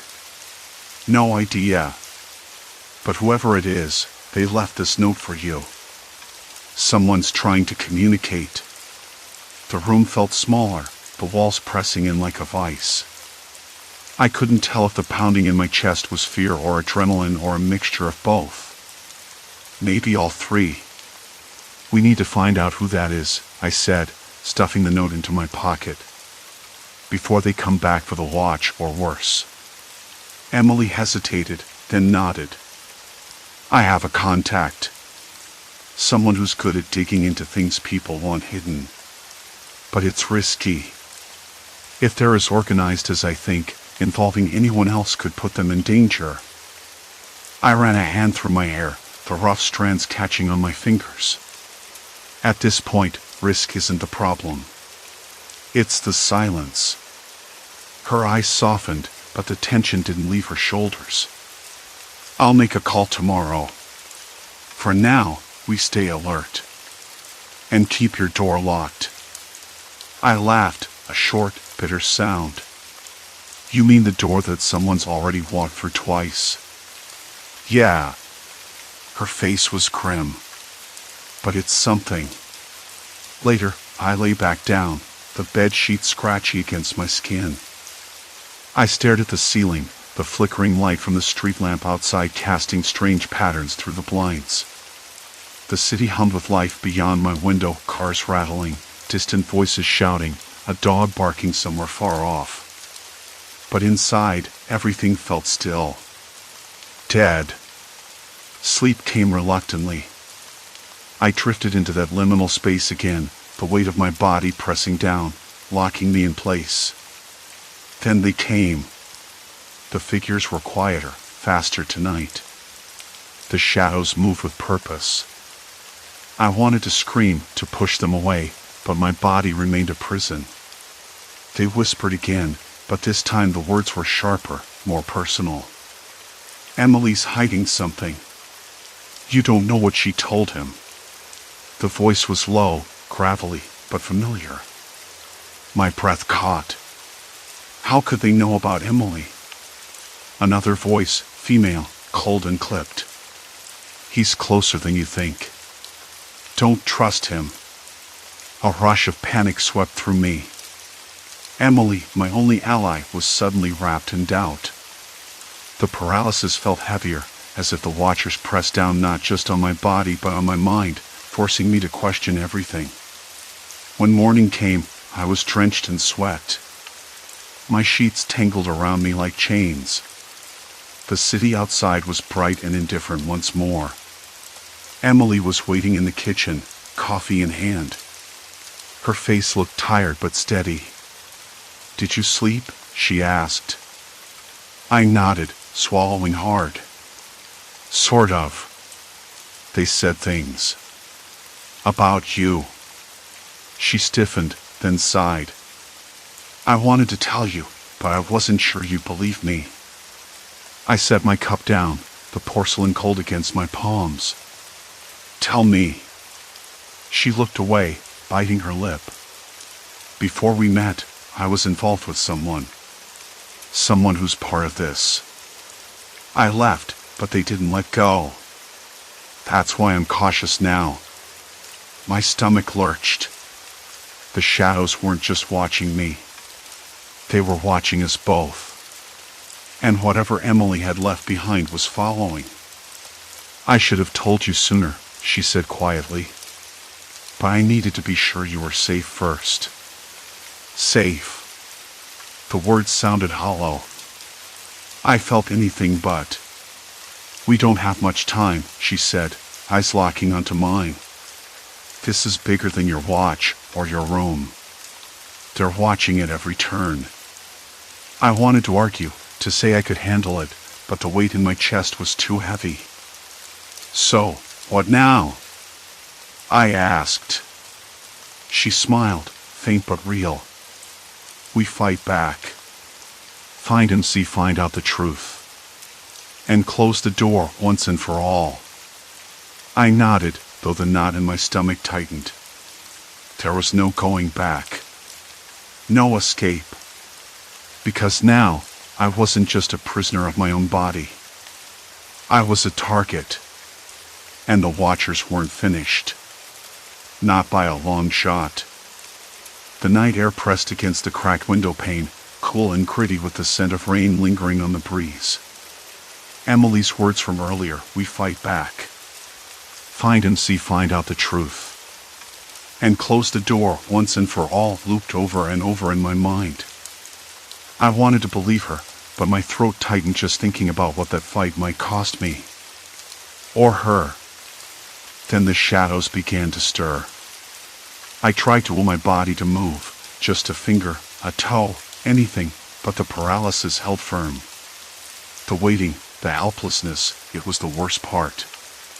The shadows slipped forward, silent as before, but this time the air felt heavier, as if the room itself was thickening around me. One figure stepped closer, just beyond the weak light spilling from the hallway. I recognized the shape, lean, with a slight stoop. At first, I thought it was my neighbor, Mr. Callahan, but the way the figure moved was too deliberate, too careful. "Why are you here?" I whispered, voice strained, barely audible. No answer. Just the faint rustling of fabric, the sound of cold breath near my ear. The smell hit me next, something metallic, like the faintest trace of old blood mixed with damp earth. It wasn't natural. My mind reeled back to Emily's warning. They're watching at every turn. But what did that mean, really? Watching how? Watching for what? The figure leaned closer. I could feel the breath now, shallow and ragged, as if they were holding back a secret too heavy to share. Then, a whispered phrase, barely more than a breath, "He knows." I froze. My skin prickled. "Who?" I managed, voice cracking under the weight of the question. The figure didn't answer. Instead, it moved around the bed, fingers ghosting, rearranging the small pile of books on my nightstand. The title shifted, now a book about surveillance, now a battered journal I hadn't opened in months. My heart thudded harder, and I realized they were leaving a message, or maybe a threat. "You shouldn't have involved her," the voice came again, softer this time, like a warning wrapped in ice. I swallowed hard. The figure's presence was suffocating, and though I wanted to scream, the paralysis held me hostage. Then, the whisper changed, urgent and biting. "MC is closer than you think." Closer than she ever wanted. A cold sweat broke out across my forehead. MC. The name echoed from Emily's words, a puzzle piece I hadn't quite fit into place. Who was MC? What had Emily left behind? And why did it matter so much? Suddenly, a sharp metallic click, like a latch unlatching, snapped me half out of the paralysis. My eyes shot toward the bedroom door. It was ajar, the dark hallway beyond swallowing the faint light from my room. Another figure stood there, silhouetted, watching. This one was different, taller, broader. I could hear the slow, deliberate breathing, the faint scrape of shoes on worn carpet. The figure took a step forward, then stopped. "Don't," I whispered, desperation seeping into my voice. But the figure did not move again. Instead, it spoke, voice low and calm, almost friendly, but with a razor edge beneath the surface. "You're not the only one who's been trapped, you know. You think this paralysis is just a symptom? It's a method. A cage. A way to keep you inside your own skin, while we watch." The words hit me like a punch. It wasn't just watching or listening anymore.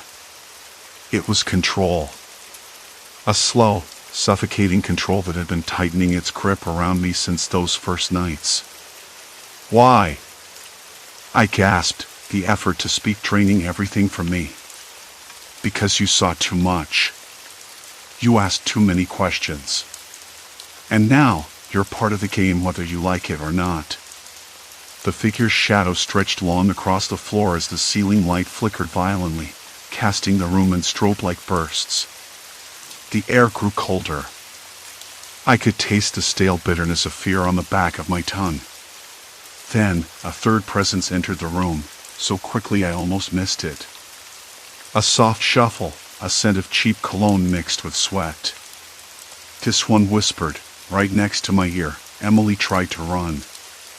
"You'll find her. But she's changed. And so have we. I jerked my head, trying to find her in the darkness, but all I saw were the three shadows now circling the bed, their movements choreographed with an eerie precision.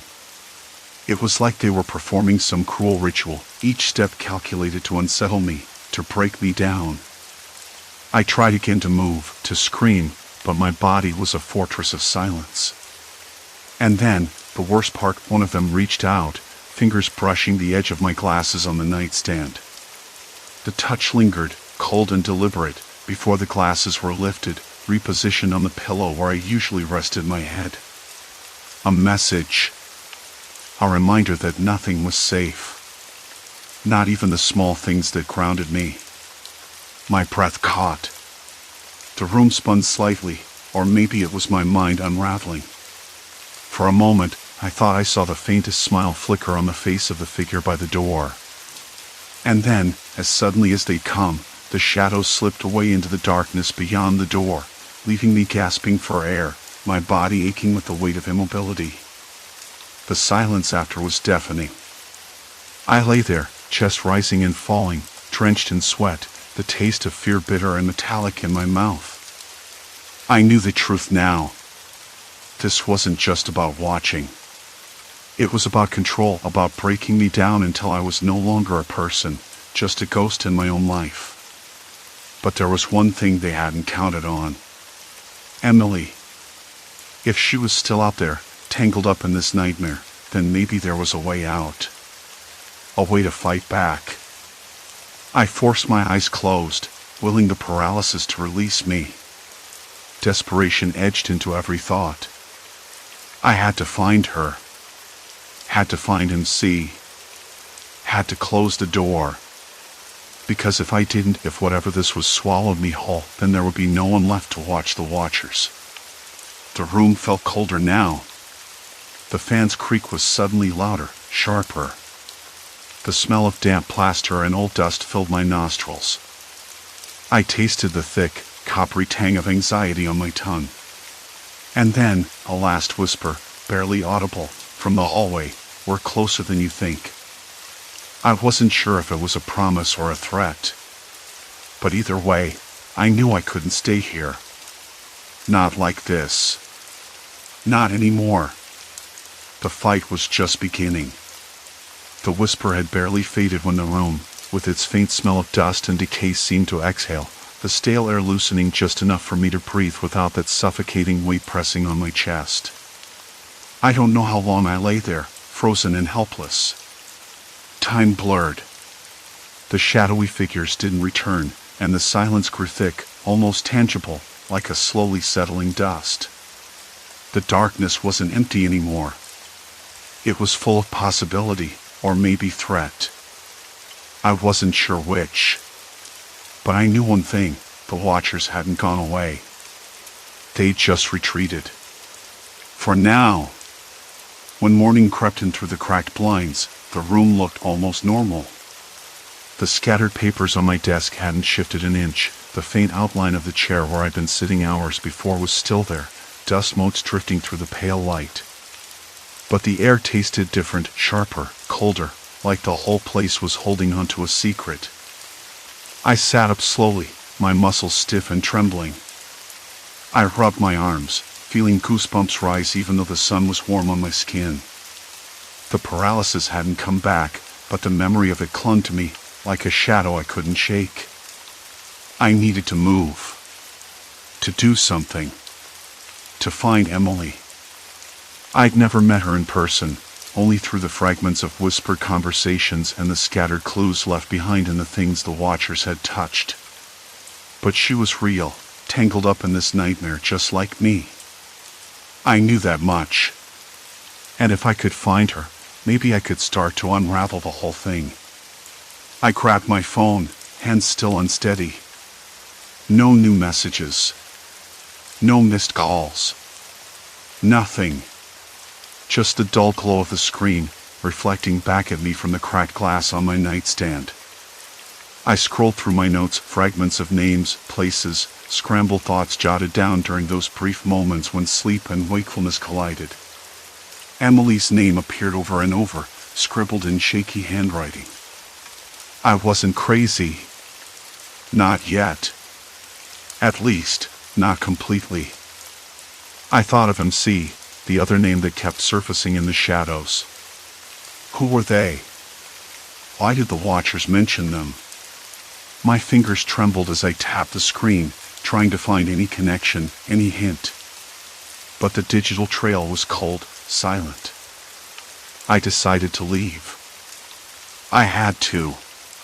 Staying here meant waiting for the paralysis to trap me again, waiting to be watched and manipulated. The thought made my stomach twist. I needed fresh air, new surroundings, something real under my skin. I dressed slowly, avoiding the creaky floorboard by the window that always seemed too loud in the dead of night. Outside, the city was waking up, cars humming in the distance, a dog barking somewhere down the street, the faint smell of coffee drifting through an open window. Normal life. Or what was left of it for me. Walking felt strange. My legs were stiff, like they belonged to someone else. I kept glancing over my shoulder, half expecting to see those shadowy figures lurking just out of sight. But there was nothing. Just the usual clutter of early morning, newspapers fluttering, leaves skittering across the pavement, the occasional neighbor watering their plants.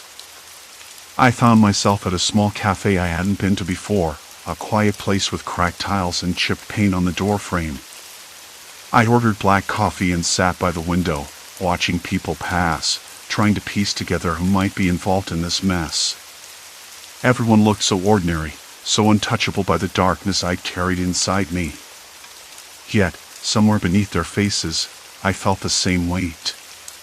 The same watching eyes, the same secrets whispered just out of earshot. I pulled out my notebook and began to write, trying to organize the chaos swirling in my mind. I recorded the whispers, the movements, the details I noticed during the paralyzed nights. I wrote about Emily, about MC, about the voices that promised they were closer than I thought. As the caffeine took hold, my thoughts sharpened. I realized the paralysis wasn't just a symptom. It was a mechanism. A lock.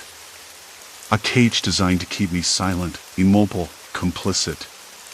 But now, I was awake. Fully awake. I had to be. I called Emily's number again. The line rang once, twice. Then a click. A breath. A voice, low and urgent. Hello? It was her. Relief and suspicion tangled in my chest. Emily? It's me. I think they've been watching us both. There was a pause. Then a whisper, barely audible. I know. They never stopped. We talked for hours, trading fragments of what we'd seen, what we'd felt. She described the same paralysis, the same shadows moving silently in the corners of her room. The same whispers, revealing secrets about people she trusted, secrets that made her question everything. We agreed to meet, to face whatever this was together. The day faded into night, and when I returned home, the room felt different. Less like a cage, more like a battleground. I cleared out the clutter the Watchers had left behind, moved the papers, dusted the shelves, opened the window wide to let in the cool night air. I wanted to reclaim this space, to make it mine again. That night, when the paralysis came back, I fought it. With every ounce of will, I willed my fingers to twitch, my eyes to focus. It was slow, agonizing, but I managed to blink, then a squeeze of my hand. The shadows halted, as if startled. A voice whispered, "Not yet." But I didn't care. I was breaking through. Breaking free. The next morning, I found a note slipped under my door. No handwriting, just a single word, watch. I folded it carefully and slipped it into my pocket. The Watchers hadn't disappeared. They were still here. Still close. But now, so was I. Emily showed up at my door the next day, tired but determined. We shared stories, fears, and a plan to uncover the truth behind the paralysis and the watching. We weren't ghosts anymore. We were something else, survivors, maybe even fighters. I still don't know who they are. The people behind the shadows, rearranging my room, whispering secrets, breaking down my will. Maybe I never will. But I've learned this: paralysis wasn't just a symptom of my fear. It was a tool of control, one they used to isolate me, to silence me. Now, it's a reminder that I'm not alone. That even when I'm trapped between sleep and waking, between fear and courage, there's a sliver of light I can hold on to. And that's enough. Because this fight, our fight, is just beginning. The room still smells faintly of damp plaster and old dust, but beneath it, I can smell hope. Or maybe it's just the coffee. Either way, I'm ready. Story 4, Lost Train, Descent into a Haunted Subway. The subway was a rhythm I'd learned to trust, like a pulse beneath the city's skin. I held my Metro card in my hand, fingers tracing its edges as I waited for the train. The routine was comforting, predictable. The same faces, the same muffled conversations, the same graffiti-covered walls telling stories in sharp black lines. I knew where to stand so the doors would open right in front of me, and I knew the exact spot to sit, where the overhead light didn't hum as loudly and the air wasn't too stale. That night, something was off. I noticed it almost immediately but shrugged it away. A subtle shift in the air, like the station was holding its breath. The usual chatter of passengers was subdued, replaced by an uneasy quiet. It wasn't the kind of silence that invites rest. It felt watchful, like the space itself was waiting for me to make a mistake. I glanced at my watch. 7:45. The train should have been arriving any second, but the platform's edge remained empty. The lights flickered again, harsher this time, casting long shadows that seemed to twitch at the edges of my vision. I rubbed my eyes. Maybe I was just tired. The office had been a grind all day, and the late shift was always the worst. I could taste the bitterness of the black coffee I'd gulped down earlier, dull and acrid on my tongue. The screech of brakes came from the tunnel. Relief flooded me, but something about the sound was wrong, too sharp, like metal grinding against metal instead of the usual smooth approach. The train slowed, but it stopped farther down the platform than usual. The doors opened with a hiss, but only a few people stepped off. No one got on. I stepped forward, curious despite myself. "Excuse me," I said to a man standing near the doors. He was dressed in a pale blue jacket, his face drawn and pale under the harsh lights. "Does this train go to West End?" He looked at me like I was speaking another language. I don't think so," he stammered, his eyes darting around like he was searching for an escape. "This isn't the usual train." I frowned, stepping back. The car was almost empty, save for a woman sitting by the window, her head bowed as if she was trying to disappear. Her hair was tangled, and her fingers trembled as they gripped a worn leather bag. I caught a glimpse of a faded photograph sticking out of the bag, someone's child, smiling, the edges curled from years of handling. The train lurched forward suddenly, jolting me. I grabbed the overhead strap to steady myself. The lights flickered again, and in that brief flash, the woman looked up. Her eyes caught mine, wide and desperate. She mouthed something I couldn't hear. I swallowed hard. There was no announcement, no explanation. The digital map above the door blinked erratically, showing stops I didn't recognize. Familiar names twisted into strange ones. The train rumbled deeper into the tunnel, but the usual sense of direction had vanished. The walls outside the windows were no longer the familiar graffiti-tagged bricks, but smooth, featureless concrete painted with peeling yellow stripes. A cold sweat broke out on my neck. I leaned closer to the window, trying to read the signs beyond the glass, but the letters blurred and shifted, as if the tunnel itself was rearranging. I blinked. The woman beside me was gone. I scanned the empty seats, my breath catching in my throat. How could she have disappeared so quickly without me noticing? The man in the blue jacket was still there, but his face had drained of color. He muttered something under his breath, fingers tapping frantically against the metal pole. "This isn't right," he said. "We're not on the right line." I nodded, though the words felt hollow. I reached for my phone, but the screen was dead, no signal. The train's interior lights dimmed, casting long shadows in the corners. The air grew cooler, heavier, like the tunnel was closing in. "Is this some kind of prank?" I asked the man, voice low. He shook his head. "No. Something else. Someone's messing with the system." That thought lodged in my chest, heavy and cold. The subway's so-called reality tunnels had been a joke among commuters, an urban legend about the way the labyrinthine tracks sometimes seemed to shift, trapping people in endless loops. I'd always laughed it off. But now, with the walls twisting outside the window and the train hurtling into the unknown, I wasn't so sure. The train stopped abruptly. The doors slid open to a platform bathed in dim orange light, unfamiliar and sterile. No maps, no signs, just concrete stretching into shadow. A faint hum vibrated in the air, like electricity running just beneath the surface.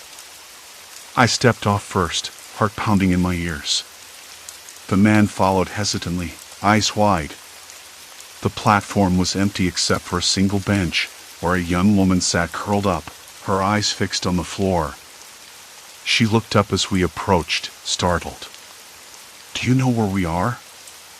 I asked. She shook her head, voice barely a whisper. "I don't even know how I got here." A sudden clang echoed through the tunnel, sharp and metallic. We all turned toward the sound, breath-catching. Somewhere in the distance, the rumble of an approaching train grew louder, but it wasn't the one we'd come on. This one sounded off, too slow, too heavy. The three of us stood frozen as the train rolled into the station, its windows dark and empty. No passengers, no driver in sight. The doors opened with a hiss, inviting us inside. "Should we get on?" the woman asked, voice trembling. I hesitated.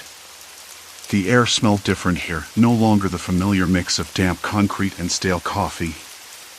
It was cleaner, but colder. Sterile. Like a place designed to trap and confuse. "I don't think we have much choice," I said, though my hands trembled as I reached for the door handle. Inside, the seats were lined with scratches, some etched words barely legible. "Don't trust the tunnels, they're watching, no way out." The train lurched forward, pulling us deeper into a maze I didn't understand. As the doors slid shut behind us, I caught my reflection in the grimy window, eyes wide, pale face drawn tight with tension. The city outside was gone. Only darkness stretched on either side. I realized then the truth I hadn't wanted to face. Someone was manipulating the subway, twisting its routes to trap us in versions of the city shaped by our fears and secrets. And if I didn't figure out who and why soon, I might lose my grip on what was real. The lights flickered again. Silence. Complete silence. The silence inside the train was deafening. I reached out, tracing a finger over the jagged letters, the roughness biting into the skin. It felt like a map of fear. The words weren't just graffiti, they were a code, a cry for help from someone who'd been here before me. "What do you make of it?" I asked, voice barely above a whisper. The woman sitting across from me didn't look up.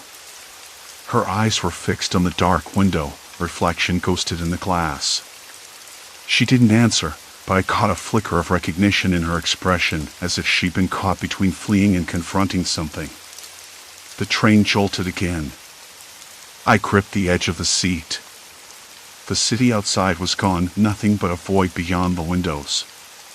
It felt like we were drifting through a tunnel of uncertainty. The air was colder here, cleaner somehow, but sterile like a hospital corridor. I swallowed hard, trying to ignore the chill crawling down my spine. I pulled out my phone, but there was no signal. No messages, no calls, no updates. Just the stubborn glow of the screen against the darkness. I tapped through the pictures I'd taken earlier at the station, the twisted signs, the shifting maps, the faces of people who looked just as lost as I felt.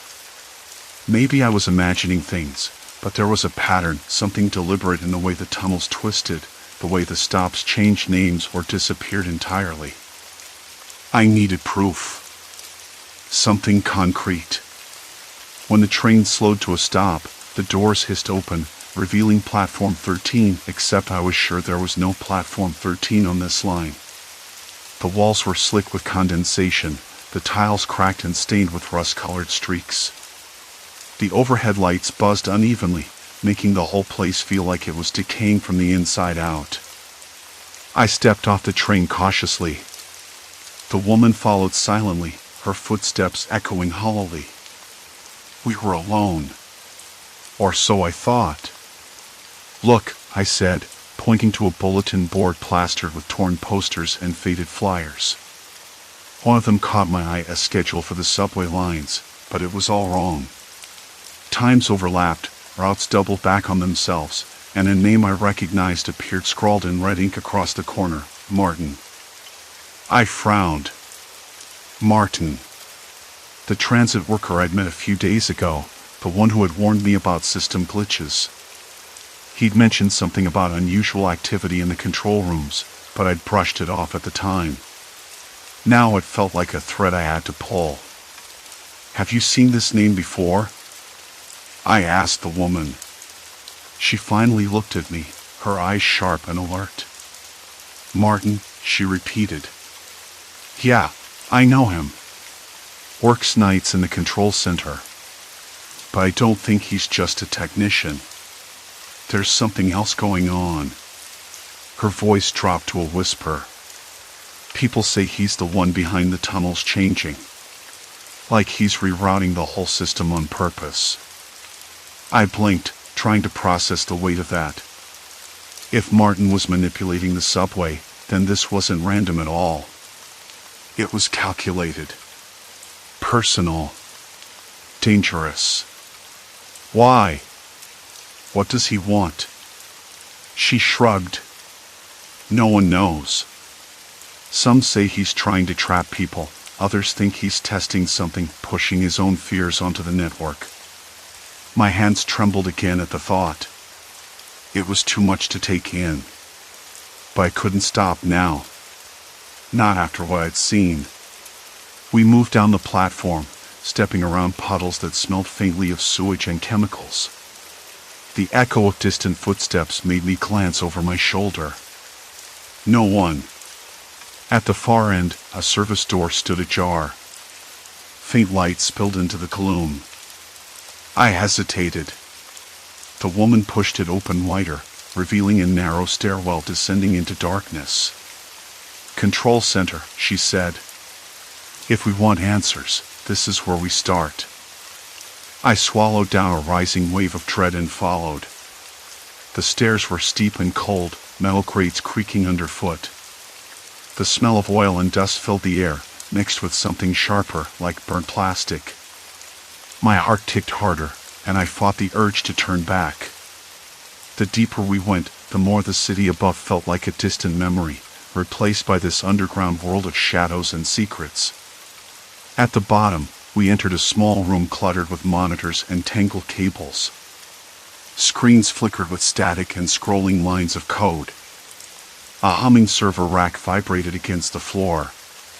It was a mess, chaotic but alive. I moved closer, scanning the displays. One showed a map of the subway lines, but it was shifting like a living thing, routes blinking in and out, stations merging and splitting apart. It was mesmerizing and terrifying. Then I saw it, a log file with timestamps and commands. Names, codes, coordinates. And Martin's username, repeated over and over. I reached out to touch the keyboard, but the woman stopped me. "Be careful," she whispered. "If he's watching, he might know we're here." A cold sweat broke out across my forehead. I glanced at the door, half expecting it to burst open at any moment. Why would he do this? I murmured, "What's the end game?" She looked at me, eyes dark but steady. Control. Power. Or maybe he's just lost in his own nightmare, dragging everyone down with him. The sound of footsteps, slow, deliberate, echoed from above. We froze. "Someone's coming," she said. I cursed under my breath. There was no way out but back up the stairs, back into the maze. The door handle rattled. My breath hitched. The lights flickered again, shadows stretching like fingers across the walls. We had crossed a line. Now there was no turning back. And somewhere, in the tangled tunnels above, Martin was waiting. Watching. Deciding what we would see next. The handle rattled again. A sliver of dim light spilled in, painting the narrow stairwell in sickly yellow. A man's silhouette framed the doorway, tall, lanky, with a slight stoop, like he carried the weight of the whole subway system on his shoulders. Martin. I recognized him instantly. The username, the codes, the endless commands, it all pointed to him. But now, here, in the flesh, he looked less like a puppet master and more like someone trapped in a cell of his own making. "Don't move," the woman whispered. "Let me talk." Martin's eyes scanned the stairwell, sharp and cold. Then he fixed on us, and the faintest twitch of a smile passed over his lips. "So, you found me," he said. His voice was low, almost conversational. "Did you really think it would be that easy to escape?" I swallowed hard. The stale smell of damp concrete and rust filled my lungs. The faint hum of the subway tunnels vibrated through the floor. Somewhere far off, a train rumbled, its metallic screech echoing like a warning. Martin stepped inside, closing the door behind him with a soft click that sounded louder than any shout. "Why?" I asked, voice cracking. "Why do this? Why trap people in these alternate tunnels? What's your end game?" He shrugged, a gesture so casual it unnerved me. "Control, yes. But not in the way you think. This isn't just about power or fear. It's about reality, about what people choose to see when the world gets too complicated." I blinked, trying to make sense of the words. "I don't follow." He paced slowly, hands clasped behind his back. "These tunnels, the reality shifts, they reflect what's buried inside us. Our fears, our secrets, our regrets. I'm just the architect, the curator of that chaos." The woman scoffed softly. "You're playing God with people's minds." Martin stopped and looked at her, eyes sharp as flint. "No. I'm giving them a mirror. Most refuse to look. They run from the truth every day. I'm just forcing them to confront it." A chill skated down my spine. This wasn't just a game or some twisted experiment. It was personal. Too personal. And I was caught right in the middle. "Why me?" I asked. "Why did I end up in your twisted maze?" He smiled again, but this time it was different, less amused, more knowing. "Because you're ready. Because you're willing to see beyond the surface. You're not like the others." The woman narrowed her eyes. "Or maybe you just picked the wrong person to mess with." Martin chuckled, then suddenly his expression darkened. "You have no idea what you're saying." Before I could ask what he meant, The lights flickered violently. The walls seemed to pulse, the air, cold and heavy with silence thickening with a static charge. The reality tunnels weren't just shifting, they were collapsing, folding in on themselves like paper crushed underfoot. "Time's running out," Martin said quietly. "You've crossed a point of no return. There's no going back to who you were before." My chest tightened. The weight of that statement settled on me, heavy and immovable. No going back. No escape. The woman stepped forward, defiance blazing in her eyes. "Then we keep moving forward. Together." Martin's gaze flicked between us. "Fine. But know this: every step deeper drags you further from reality. Soon, even you won't be able to tell the difference." The door slammed shut behind him without a sound. Silence. Complete silence. I swallowed, the metallic taste of fear sharp on my tongue. My hands trembled, fingers curling into fists. The maze had claimed us. And Martin was the key and the lock. A faint hum began to swell beneath the silence, almost imperceptible at first, then growing into a low, vibrating pulse that seemed to emanate from the walls themselves. The air thickened, heavy with anticipation and something less tangible, something electric. I pressed my palm against the cold stone, and a shiver shot up my arm despite the warmth that had been suffocating moments before. The woman who'd spoken, Lena, I remembered now, stepped closer to the center of the room, her eyes scanning the shadowed corners as if expecting something to emerge. "It's not just a maze," she whispered, voice barely louder than the hum. "It's alive. It feeds on us, on our doubts, our fear."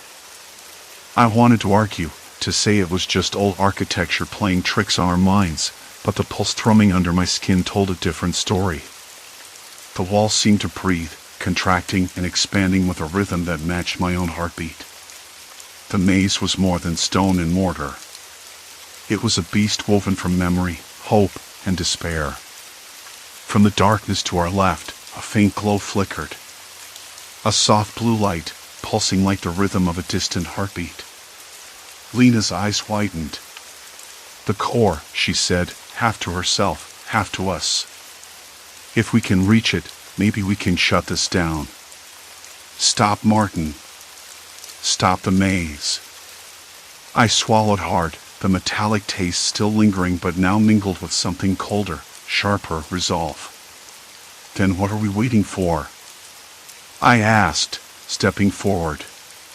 Another voice cut through the hum, low and steady.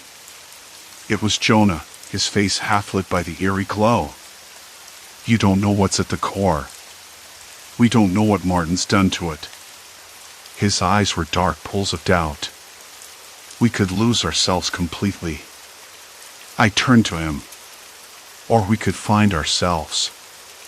That's a risk we have to take." We moved as one, hesitant but determined, following the pulse as it led us deeper into the labyrinth. The walls seemed to close in, the passage shrinking and stretching, warping in ways that defied logic. Every step was a battle against the maze's pull, a test of will.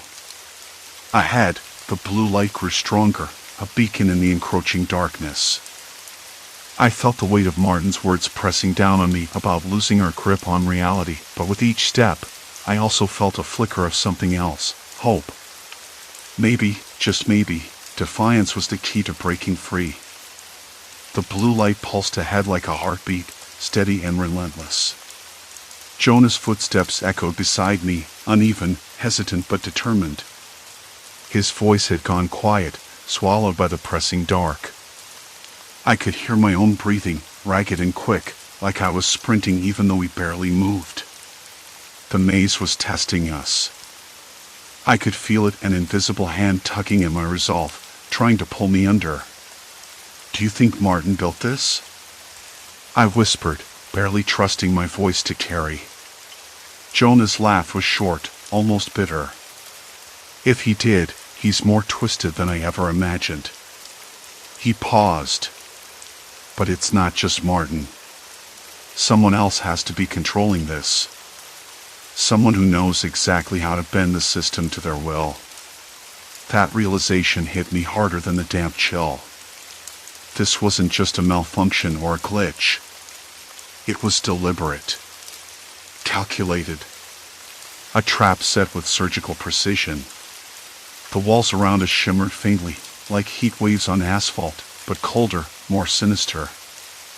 I reached out, fingertips brushing the rough plaster, feeling the uneven surface beneath my skin. It was real. Tangible. No ghosts here. Only people. People who could see us, who could decide how long we stayed trapped. Ahead, the blue glow brightened until it almost hurt my eyes.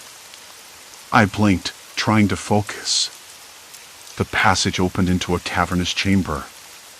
Concrete pillars, scarred and crumbling, rose like monoliths from the cracked floor. The ceiling disappeared into darkness far above, swallowed by shadows that no light could penetrate. In the center stood a figure, back to us, motionless. The air shifted, a faint hum vibrating through the soles of my shoes. My heart thudded so loud, I was sure it would betray us. Martin? Jonah's voice was cautious, tentative. The figure didn't move. I stepped forward, voice firmer than I felt. We need to talk. You don't have to do this. No answer. Just the steady pulse of blue light and the low hum that seemed to grow louder, pressing against my eardrums. Then the figure turned. Not Martin. Someone else. A woman, her face pale under the harsh glow, eyes sharp and calculating. Her smile was thin, almost cruel. You've come far, she said, voice smooth but cold. Farther than most. I swallowed. The air tasted sour, like sweat and rust and something metallic I couldn't place. Who are you? What is this place? She stepped forward, the blue light tracing the edges of her silhouette. This place is a mirror. A reflection of what you fear most. And what you hide. Her words sent a shiver down my spine. I glanced at Jonah, whose jaw was clenched so tight I thought it might crack. What do you want? I asked, forcing calm into my voice. To watch, she said simply. To see how far you'll go before the maze consumes you. I wanted to laugh. Or scream. Instead, my hands clenched into fists. You're just a coward hiding behind machines. Her smile widened. Cowards create the rules. And pawns like you play by them. You think you're in control? You're already lost. I could feel the pressure building inside my chest, a storm ready to break. My legs felt weak, but I forced myself to take another step forward. We're not lost. We're fighting. Jonah's voice cracked through the silence. You think this is a game? People are disappearing. Losing their minds. We're running out of time. The woman's eyes flicked to him. Then you'll understand when the maze takes everything from you. Your secrets, your fears, your very sense of self. A cold laugh escaped me. You're sick. Using people's pain as a tool. She shrugged, almost amused. I'm a necessary evil. Someone has to keep the system balanced. Balanced? I echoed. By trapping us in hell? Her gaze sharpened. This world isn't as simple as you think. Reality is flexible. You've seen that. The tunnels shift, change, bend to what lies beneath. Your fears, your guilt, your regrets, they're not just shadows. They're anchors. Chains. I swallowed again, tasting bile. And you're the one who forged those chains. She nodded slowly. I did what was needed. And soon, you'll see why. The blue light flickered violently, and the chamber seemed to pulse with it, walls contracting like the closing of a fist. The air thickened. My skin prickled as if the darkness itself was pressing closer. Jonah stepped beside me, voice low but fierce. "We're not letting you win." She tilted her head, eyes gleaming.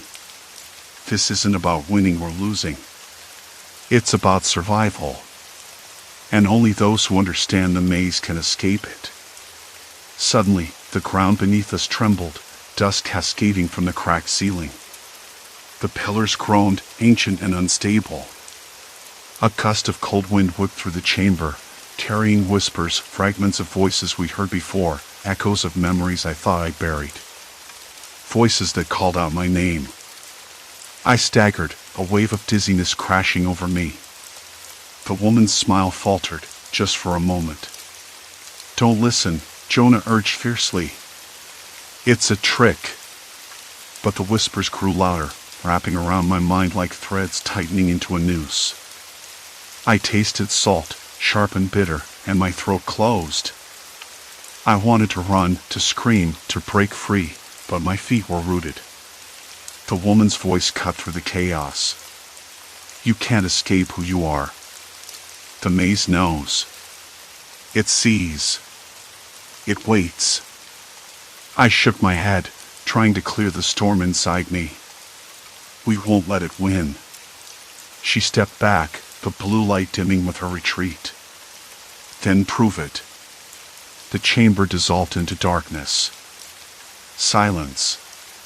Complete silence. And then the maze shifted again. My breath came in ragged gasps. I could feel Jonah's hand brush against mine, steadying. "We have to keep moving," he said, "before it traps us for good." But I wasn't sure if I was following the maze or if it was leading me somewhere I never wanted to go. The tunnels weren't just shifting. They were alive. Watching. Waiting. And I was running out of time. The subway was almost empty that night, the usual clatter of shoes on concrete replaced by an eerie hush that settled deep into my bones. I stood on the platform, the flickering fluorescent lights overhead struggling to hold back the darkness pressing in at the edges. The air smelled faintly of damp metal and old sweat, the kind of smell that clings to your clothes long after you've left the station. I pulled my jacket tighter around me, not just against the chill but against the memory of what I'd seen, what I'd felt, in the last few nights. I'd finally figured it out. The so-called reality tunnels weren't random.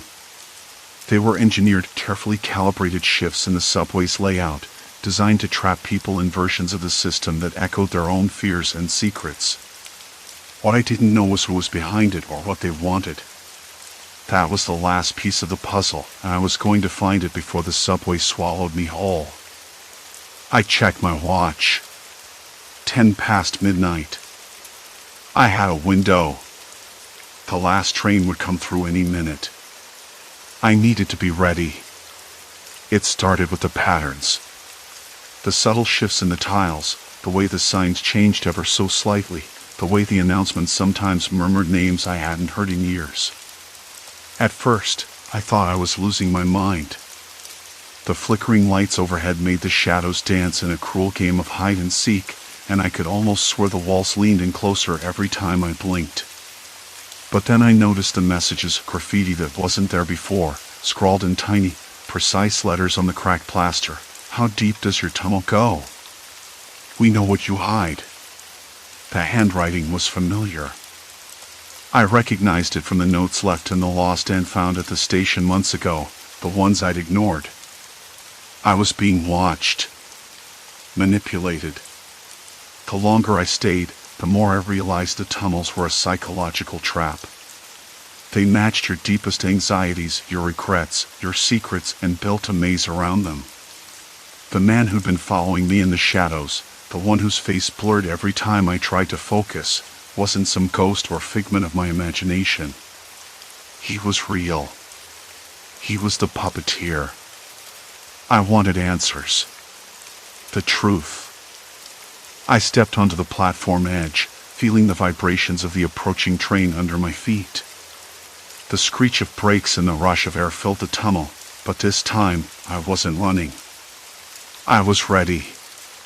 The train stopped, doors sliding open with a mechanical sigh. I stepped inside, the stale air wrapping around me like a shroud. The carriage was empty except for one figure, a man seated near the far end, his face obscured by the dim light. I hesitated, then moved toward him. "Why are you doing this?" I asked quietly, my voice barely above the hum of the train. "What do you want from us?" He looked up slowly, eyes sharp and calculating. "Not from you," he said, voice low. "From all of us. The city forgets its shadows. I just remind them." "Remind them of what?" I pressed, my pulse quickening despite my effort to stay calm. "Fear," he said. "Regret. The things people bury deep inside, hoping they'll never see the light. The tunnels, they're a mirror. A warning." I swallowed hard. What happens when you keep people trapped in their fears? His smile was thin, almost merciless. They either break or they learn to face what's inside. Sometimes, the fear is the only thing that keeps them alive. The train slowed again, the lights flickering as if struggling to hold the moment together. I felt a shiver run down my spine, but I forced myself to meet his gaze. "Who are you?" I asked. He stood, the silence stretching between us like a taut wire. "Call me someone who's been forgotten," he said. "Someone who knows what it means to be lost." The door slid open, revealing the cold, empty platform beyond. I stepped out, and he followed. We walked in silence, the echo of our footsteps bouncing off the tiled walls. The station felt different here, colder, more raw. I could almost smell the weight of all the secrets buried beneath the city's surface. "Why me?" I asked suddenly, breaking the quiet. "Why pull me into this?" He shrugged. "Because you see. Because you don't look away. You're not like the others." I wasn't sure whether that was a compliment or a curse. "You don't have to keep doing this," I said. "You can stop." He laughed, a dry, humorless sound that didn't reach his eyes. "Stop? And let the city forget again?" "No. I'm the pulse beneath the concrete. The reminder that no one's safe." His words hit me harder than I expected. I realized then that this wasn't just a game or a twisted experiment. This was his way of fighting back against the anonymity, the indifference that swallowed people whole every day. I looked around, the flickering lights casting long shadows that wriggled like living things. For a moment, I thought I saw faces in the darkness, reflections of the passengers trapped in their own tunnels, their own fears. I shivered. The man's presence was unsettling, but I understood something crucial. Fear, when confronted, could be a kind of liberation. It was ugly and raw and relentless, but it was real. "What happens now?" I asked. He shrugged again. "You walk out. You live. And you don't forget." I nodded slowly. The train rumbled in the distance, a reminder that the world outside was waiting, indifferent and moving on. As I turned to leave, the man's voice stopped me. "Don't lose yourself in the tunnels," he said. "The real danger isn't the maze. It's the silence when you finally come out." I stepped back onto the platform, the weight of his words settling in my chest. The lights flickered once more, then steadied. Outside, the city was waking up, streetlights blinking off, the distant hum of cars filling the night air. The subway doors slid shut behind me, sealing the tunnels away. I breathed deeply, the cold air tasting sharp and real in my lungs. The nightmare was over. Or maybe it was just beginning to make sense. I realized I wasn't the same person who'd first descended into those shifting tunnels. The fear was still there, yes, but it no longer had the power to trap me. I had looked it in the eye and stepped back into the light. As I walked away from the station, the distant rumble of the next train faded behind me. For the first time in weeks, I felt the ground beneath my feet solid, unyielding, real. I didn't know if the tunnels would ever disappear. Maybe they wouldn't. Maybe the city needed them in some twisted way to remember itself. But I knew this, I wasn't lost anymore. And that made all the difference. Story 5, Vanishing Patients, the hospital's hidden horror. The hospital smelled like a mix of antiseptic and old coffee, the kind of coffee that's been sitting in a metal pot since dawn, bitter and slightly burnt. I remember the first thing that struck me was the lighting. Not the bright, harsh fluorescence you imagine in hospitals, but something dimmer, almost lazy. The overhead bulbs flickered intermittently in my room, casting long, twitching shadows on the walls. I tried to tell the nurse, but she just smiled, said it was probably a faulty ballast and would be fixed soon. I nodded, but it felt like a small crack in the polished surface of this place. Not a big deal, really, but enough to make me notice the silence that followed. Hospitals aren't really silent, not the way you think. There's always a hum, machines beeping, shoes clicking on linoleum, distant voices tearing through ventilation shafts. But here, the sound seemed muffled, as if filtered through thick curtains or dense fog. I caught a faint scratching noise near the nurse's station once, like someone nervously tapping a pen against a clipboard, but when I looked, the corridor was empty. Just a janitor pushing a cart, eyes fixed on the floor. I tried to keep myself busy, reading through the pamphlets they gave me, standard hospital fare about post-op care and medication schedules. But when I glanced down at my own chart, something felt off. The nurse had updated my weight, but it was different from what I told her yesterday. Not by a pound or two, but by 5. I blinked, rereading the number. I'm no expert, but I'm pretty sure I hadn't lost that much overnight. I figured it was a typo, maybe a misheard number. Still, it made my stomach twist.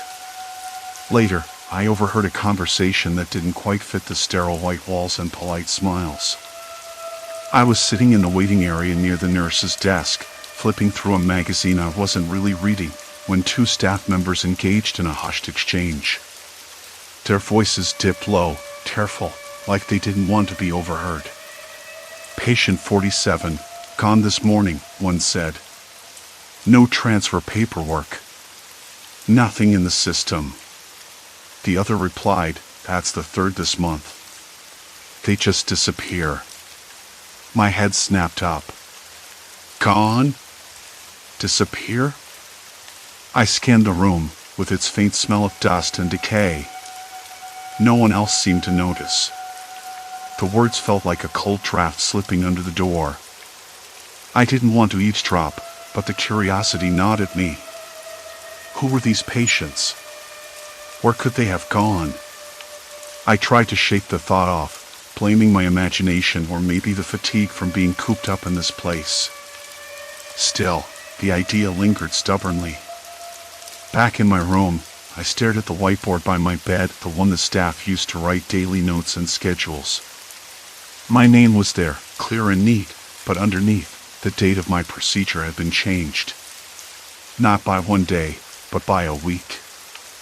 I frowned. That couldn't be right. I asked the nurse when she came in. Oh, that. Probably a mix-up, she said, glancing at the board and then at me with a distracted smile. I'll fix it. But the next morning, the date was different again. Now it read as if my surgery had already happened, even though I was still waiting. I tried not to let it get to me. Hospitals can be chaotic, mistakes happen. But each little anomaly felt like a thread pulling at the edges of my sense of reality. The more I noticed, the more I wondered if I was losing my grip, or if something more deliberate was unfolding beneath the surface. One night, the lights flickered more violently than usual. The hum of the machine seemed to dip and swell, like the building itself was holding its breath. I lay in bed, listening to the quiet conversations drifting through the walls, snippets of names and numbers, phrases like missing files and no explanation. My skin prickled. I wanted to tell someone, but who? The staff were always polite but evasive. The doctors seemed distant, uninterested in anything beyond their charts. I tried to sleep, but the shadows in the corners of the room deepened, pressing in. The hospital was supposed to be safe, a place of recovery and care. Instead, it felt like a trap. When morning came, I asked the nurse again about the changes in my records. This time, she looked at me with a flicker of something unreadable in her eyes, a hesitation I hadn't seen before. Sometimes, she said quietly, the system isn't perfect. Sometimes, files get mixed up. Patients get moved around. You'll be fine. Her voice was steady, but her fingers trembled as she adjusted the 4-line. I wanted to believe her. I really did. But deep down, a seed of doubt had taken root. I checked my chart again later that day on the hospital's online portal. The records didn't match what I saw on the board. Different dates, different notes. Some pages were missing entirely. I clicked through them, heart hammering, until I found a file labeled with my name, but the photo was not me. It was a man I didn't recognize. I blinked, leaned closer to the screen. Could it be a mistake? A clerical error? I tried to rationalize, but the chill that crept up my spine told me this was something else. I wasn't sure why I was more afraid of the possibility that someone was messing with my records, or the idea that the hospital might be hiding something far worse. That night, as the lights flickered again and the murmurs floated through the walls, I realized I wasn't alone in this place. There were others, patients who had slipped through the cracks, erased without explanation. And something inside me whispered that I might be next. Silence. Complete silence. I pressed my hand to the cold window, watching the hospital's gray exterior blur under the rain. Outside, life went on. Inside, I was trapped in a story I hadn't signed up for, one where the line between care and control was thinner than I ever imagined. The rain had stopped by morning, but the hospital's damp chill clung to the air like a stubborn fog. I woke in the sterile quiet of my room, the hum of fluorescent lights buzzing overhead. My throat was dry, and my mouth tasted faintly metallic. The memory of last night's discovery, the man's photo in my file, pressed against my mind like a weight I couldn't shrug off. I sat up slowly, the scratch of the thin sheets against my skin bothering me more than usual. There was something about hospital bedding that always felt so crude, like a rough cotton net designed to hold you just tight enough to remind you belonged here. The window beside my bed was fogged with condensation, blurring the view of the parking lot and the hospital's brick facade. I could see the occasional car passing, headlights slicing through the gray morning. I needed to know more. What kind of mistake could this be? Was it an elaborate clerical error, or was someone deliberately tampering with my records? The thought that the hospital might be hiding something darker had settled deep inside me overnight, turning every shadow in my room into a lurking threat. I slipped out of bed, the cold linoleum floor biting at my bare feet, and dressed in the hospital robe. The nurse's station was just down the hall, a few doors away. If I could get access to my full chart, maybe I could piece together what was going on.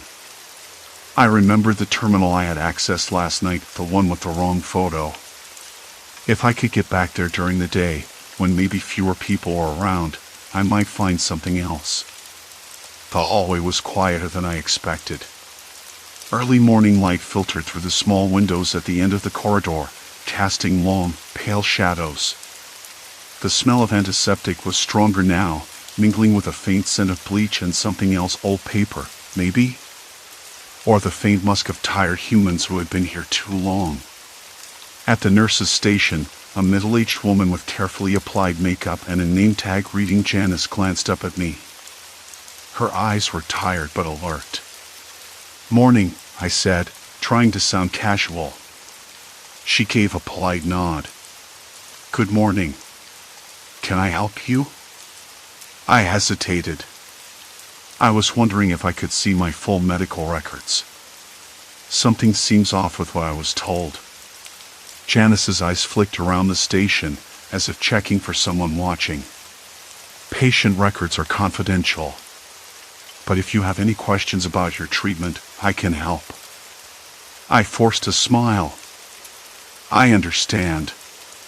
It's just, I noticed some discrepancies in my file yesterday. Different name, photo. I'm worried there might be a mistake." She frowned. "A different name? That's unusual. I can check with the records department, but it might take some time." I nodded, trying to keep my voice calm. "Please. I'd appreciate it." Janice tapped on her keyboard, the keys clicking softly. "I'll see what I can find." While she worked, I glanced around. A few other nurses were moving through the halls, their footsteps muffled against the linoleum. The walls were painted a dull beige, with faded motivational posters. "Healing begins here, and your health, our priority." The calm phrases felt hollow, almost mocking. Janice looked up. "There's nothing here that shows another patient with your name or anything like what you described. Are you sure it wasn't a misunderstanding?" I swallowed hard. "I'm positive. I saw it myself last night. The photo was of a man, not me." She blinked. "That's strange. Maybe someone entered the wrong file at the terminal?" "You said you accessed it on your own?" I nodded, feeling the familiar prickling of unease. "Yes. But I'm not sure anymore. The hospital network is supposed to be secure." Janice hesitated. "Look, I can't say much more. But if you want, I can arrange for you to speak with the patient advocate. They might be able to help." I wanted to ask more, to press her for details, but something in her tone warned me not to push. Instead, I thanked her and made my way back toward my room. The hospital's walls suddenly felt narrower, as if they were closing in. Back in my bed, I pulled a thin blanket up to my chin and tried to steady my breathing. The man's image haunted me. Who was he? Why was his photo in my file? And if it wasn't a mistake, what did it mean? Later that morning, a nurse named Samuel stopped by to check my vitals. He was younger, maybe in his late 20s, with a calm demeanor that contrasted sharply with the hospital's chill. "Hey there," he said softly, taking my pulse. "How are you feeling today?" "Better," I lied. "But I'm a bit confused about something." He raised an eyebrow. "What's that?" I glanced toward the door, then back. I found something strange in my medical records. A photo of a man I don't know. It's like someone's messing with my file. Samuel's brow furrowed. "That's not right. Patient files are supposed to be locked down tight." "Are you sure?" "Positive." He sighed quietly. "Look, I don't want to scare you, but you're not the first patient to mention weird things around here. Some people say they overhear conversations about patients who just disappear. Like they're erased from existence." The words hit me like a slap. My hands trembled slightly. "Disappear? What do you mean?" Samuel glanced around nervously, lowering his voice. "I don't have proof, but I've heard whispers. Staff talking about patients who vanish without explanation. No records, no transfers, no deaths. Just gone." I swallowed hard. And no one does anything about it? He shrugged. Some say it's for insurance reasons. Others think it's more sinister. But no one wants to rock the boat. It's better to stay quiet. The room felt suddenly colder. I couldn't tell if it was the air conditioning or the sinking realization that I might be caught in something far beyond a clerical mix-up. "Thanks for telling me," I said, voice barely above a whisper. Samuel nodded, then gave a quick, nervous smile. "Be careful, okay? If you want to know more, there's a small group of patients who keep track of these things. They meet quietly in the cafeteria during shift changes. You didn't hear it from me." His words lingered as he left, the door clicking softly behind him. Later that afternoon, I found myself wandering the hospital halls, drawn toward the cafeteria. The thought chilled me to the bone. The smell of burnt coffee and day-old bread mixed with antiseptic filled the air. I kept my head down, watching faces, some tired, some wary. I spotted a small cluster of people near the back corner, speaking in hushed tones. I approached cautiously, catching snippets of conversation, names, dates, whispered fears. A woman with sharp eyes noticed me and nodded slightly, inviting me to join. "I'm Claire," she said quickly, her voice low. "We keep track of the missing. Patients who vanish without explanation. You're not imagining things." I felt the weight of her gaze. "How many have disappeared?" "More than you think," she replied. "And the hospital always covers it up. Files get changed, people get moved around. If you don't watch your back, you'll be next." Her words sent a chill straight through me. I wanted to ask how she knew, what proof she had, but the cafeteria's door opened sharply, and a nurse's voice called out, "Breaks over, everyone." The group scattered like shadows. Claire gave me a quick warning look. "Be careful who you trust." I watched her leave, the cafeteria suddenly feeling emptier, colder. Back in my room, I stared at the ceiling, the hum of the hospital settling around me like a shroud. I wasn't sure where the truth ended and paranoia began. But one thing was clear, I was no longer just a patient here. I was a part of something darker, something systematic. And I couldn't turn away now. The hum of the fluorescent lights buzzed overhead like a persistent, low-grade headache as I edged closer to the small group in the cafeteria's shadowed corner. The air was thick with the stale scent of burnt coffee and something metallic, maybe the tang of disinfectant mixing with old blood, or just my imagination. I kept my voice low, breath shallow, as I caught fragments of their conversation, words that felt like cold fingers tracing down my spine. "Vanished last month. No trace." "Just gone," a woman whispered, her eyes flicking nervously toward the entrance as if the walls themselves had ears. I recognized a name, she said, something I'd seen in the hospital records. Michael Lang. He'd been admitted for a routine surgery, or so I thought. Now, his chart was missing, or at least that's what someone had told me. My mind spun. How does a patient just vanish? Administration covers it up. Files get lost or misplaced. "You know how it works," a man said, voice low but firm, like he'd been swallowed by this nightmare for too long. I swallowed hard, the dryness in my throat making it almost impossible to speak. I needed to know more. "What do you mean, covers it up?" I asked, stepping closer. A woman with sharp eyes and a tight bun looked at me, sizing me up. "You're new here," she said. "You don't want to dig too deep." Those words sank in like a stone. Why not?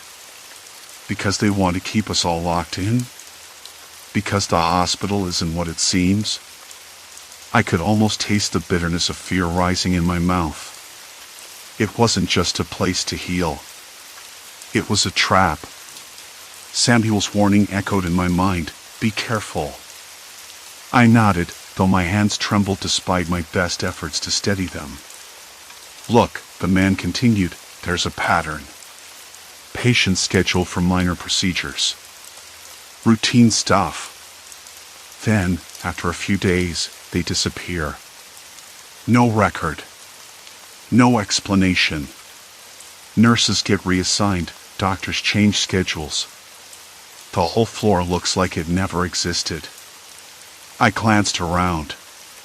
The cafeteria felt suddenly claustrophobic, the chatter around us fading into a dull roar. The fluorescent lights flickered. A cold draft swept past, carrying with it the faint scent of something burnt paper, maybe. The hospital's usual antiseptic smell felt invasive, like it was trying to mask the rot underneath. "Why haven't you left?" I asked, almost surprised at my own question. "If you know this is happening, why stay?" The woman with the bun shrugged. "Some of us can't. We have families. Jobs. No one believes us. And there's always someone watching." I shivered. Not because of the cool air, but because the idea of being watched, controlled, erased, had become disturbingly real. Later, when the cafeteria emptied, I lingered, eyes scanning the dim corners. I spotted a crumpled piece of paper wedged under a chair leg. I picked it up carefully. It was a list of names, patients, dates, room numbers. Some crossed out. Others circled.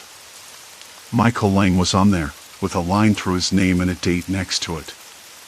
I tucked the paper into my pocket, heart pounding. This wasn't coincidence anymore. It was a system. A machine designed to erase people quietly. Back in my room, I rifled through my personal belongings, thinking about escape. But the hospital felt like a maze. Every corridor looked the same. Elevators stopped on floors I didn't recognize. Doors led to locked stairwells or maintenance closets. Even the nurses' stations had blank faces when I asked for directions, polite but distant. My phone? No signal. The hospital's thick concrete walls swallowed every attempt to reach out. I tried again and again, voice cracking, but nothing but dead silence answered. I was trapped. That night, as the lights dimmed and the halls emptied, I heard murmurs outside my door. Whispered voices, too low to make out, but urgent. I pressed my ear to the cold wood. A name. Mine. Not supposed to know. Containment protocol. Risk of exposure. Cold sweat broke out across my back. I pulled the sheets tighter, the thin hospital fabric scratchy against my skin. My breathing hitched. Was someone coming for me? Or was it paranoia? I couldn't tell anymore. Sleep didn't come. Instead, I stared at the ceiling, counting the flickers of the light above, each blink a silent warning. The hospital wasn't just erasing patients. It was erasing me. By morning, the list in my pocket felt heavier than lead. I knew I had crossed an invisible line. There was no going back now. The receptionist called my name for my scheduled checkup, her smile too wide, too practiced. As I stood, the hallway stretched endlessly ahead, each step echoing like a countdown. I realized then that the hospital had already decided my fate, and I was running out of time to fight back. The receptionist's smile lingered in my mind like a cracked mirror, too sharp, too forced. Every footfall echoed, a hollow sound swallowed by the long, narrow hallway. I forced my legs to move forward, each step heavier than the last, as if the floor was pulling me down. A distant scrape, the wheeling of a cart, maybe shattered the silence. I paused, heart hammering, and waited. Nothing but the soft rustle of a nurse's uniform fading down a side corridor. I tried to shake the cold dread that crept up my spine. The whispers outside my door the night before weren't just paranoia. They weren't a nightmare. They were real. Someone was watching me. Or worse, they were waiting. The checkup room was just ahead, but I didn't want to enter. Not yet. I glanced at the doorframe, the peeling paint cracking like brittle skin. I knew what was coming. I knew the hospital had already decided. But I needed answers. I needed to see beyond the lies carefully stitched into every file, every whispered conversation. I slipped into the nearest bathroom instead, the one just past the nurse's station. The tiles were cold underfoot, the fluorescent light flickering overhead like a warning signal. I leaned against the sink, fingers tracing the rough edge of the chipped porcelain. My reflection stared back, pale and drawn, eyes white with exhaustion and fear. I grimaced. I didn't look like someone who was about to be erased. A muffled voice came from the hallway, low, urgent, clipped. I pressed my ear to the cracked door. 2 nurses, I guessed, from the soft clatter of badges and the faint scent of antiseptic mingling with floral perfume. Patient's file again. It's different. Not supposed to be, one said, voice barely above a whisper. Containment protocol strict. Don't want any loose ends, the other replied. My pulse hit the roof. Loose ends. That was me. Or at least, it was someone like me. Someone who didn't belong. I slid down the wall, the chill seeping through my thin hospital gown. My hands trembled as I clutched the clipboard tighter. The names on that list, the ones who vanished, were not accidents. They were planned disappearances. And I was next. The door creaked. I froze, breath caught in my throat. The handle turned slowly, deliberately. A nurse poked her head inside, eyes scanning the room like she was expecting someone. When she saw me, she blinked and smiled, but it didn't reach her eyes. Feeling okay? She asked, voice light but with an edge that sent a shiver through me. I nodded, swallowing hard. Just needed a moment. She lingered, then stepped back out, closing the door gently. I counted to 30 before I dared move again. Back in the hallway, the antiseptic smell was stronger, mixed with the faintest hint of something coppery. Blood? Or maybe just my imagination. My eyes flicked to the nurse's station where a few staff typed rapidly, their faces blank masks behind masks. I caught a glimpse of a screen showing patient records. Mine was there, but the details were shifting, blurring like ink in water. It wasn't static. It was alive. I swallowed bile. This hospital wasn't just a building. It was a machine grinding people down, one by one. I needed a plan. But what kind of plan could you make when every step you took was watched, every word could be twisted?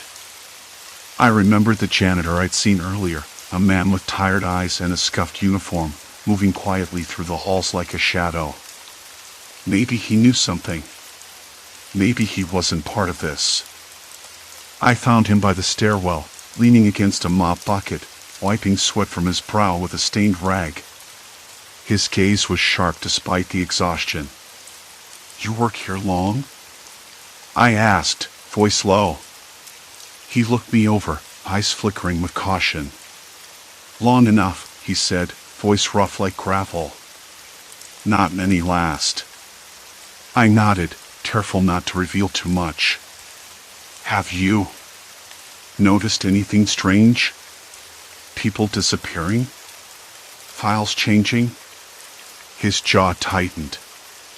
"You don't want to know what goes on behind those locked doors. But you're already poking around where you shouldn't." "Maybe," I said. "But I'm not going to vanish without a fight." He studied me for a moment before leaning closer. "Stay out of the East Wing after dark. You don't want to be caught near there."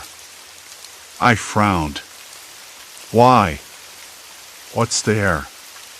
He shook his head. "Nothing for you. Just Trust me." Before I could ask more, a sharp voice called from the nurse's station. "Hey, what are you doing talking to him? Get back to your room." The janitor straightened, wiping his hands on his pants. "Be careful," he said, then pushed past me and vanished down the hallway. The warning hung in the air like a noose tightening. I glanced around. Staff were watching now, ice cold and unblinking. I turned and hurried back to my room, each step a silent prayer. I locked the door behind me, pressing my back against the wood, my breath shallow and quick. The list in my hand felt heavier than ever. I pulled out my phone, fingers trembling as I typed a quick message to my sister. No reply yet. I wasn't sure I'd get one. The flickering light outside my window threw jagged shadows across the wall. The hospital was alive with secrets, and I was trapped inside its dark heart. Then, a soft knock. 3 light taps, deliberate and slow. I didn't move. The knocking came again, this time accompanied by a whisper so faint I almost missed it. "Come out. It's easier if you come out." My hands curled into fists. I pressed my ear to the door, the cold seeping into my skin. The voice was familiar. Calm. Controlled. "Not supposed to know," it repeated, almost soothingly. I swallowed past the lump in my throat. The walls felt like they were closing in, the sterile smell turning suffocating. I realized then that the hospital wasn't just erasing people. It was rewriting them, changing their stories until there was nothing left. And now, I was part of the story they wanted to erase. Silence. Complete silence. Then, the handle turned. The door creaked open just a crack. A shadow slipped inside, barely visible but unmistakably there. "Time to come with us," the voice said, calm and final. My heart slammed against my ribs. I wasn't ready. Not yet. But the hospital had already made its choice. And the night was far from over. The door stopped moving. I sank back against the bed, hands trembling so badly I could barely hold the edge of the sheets.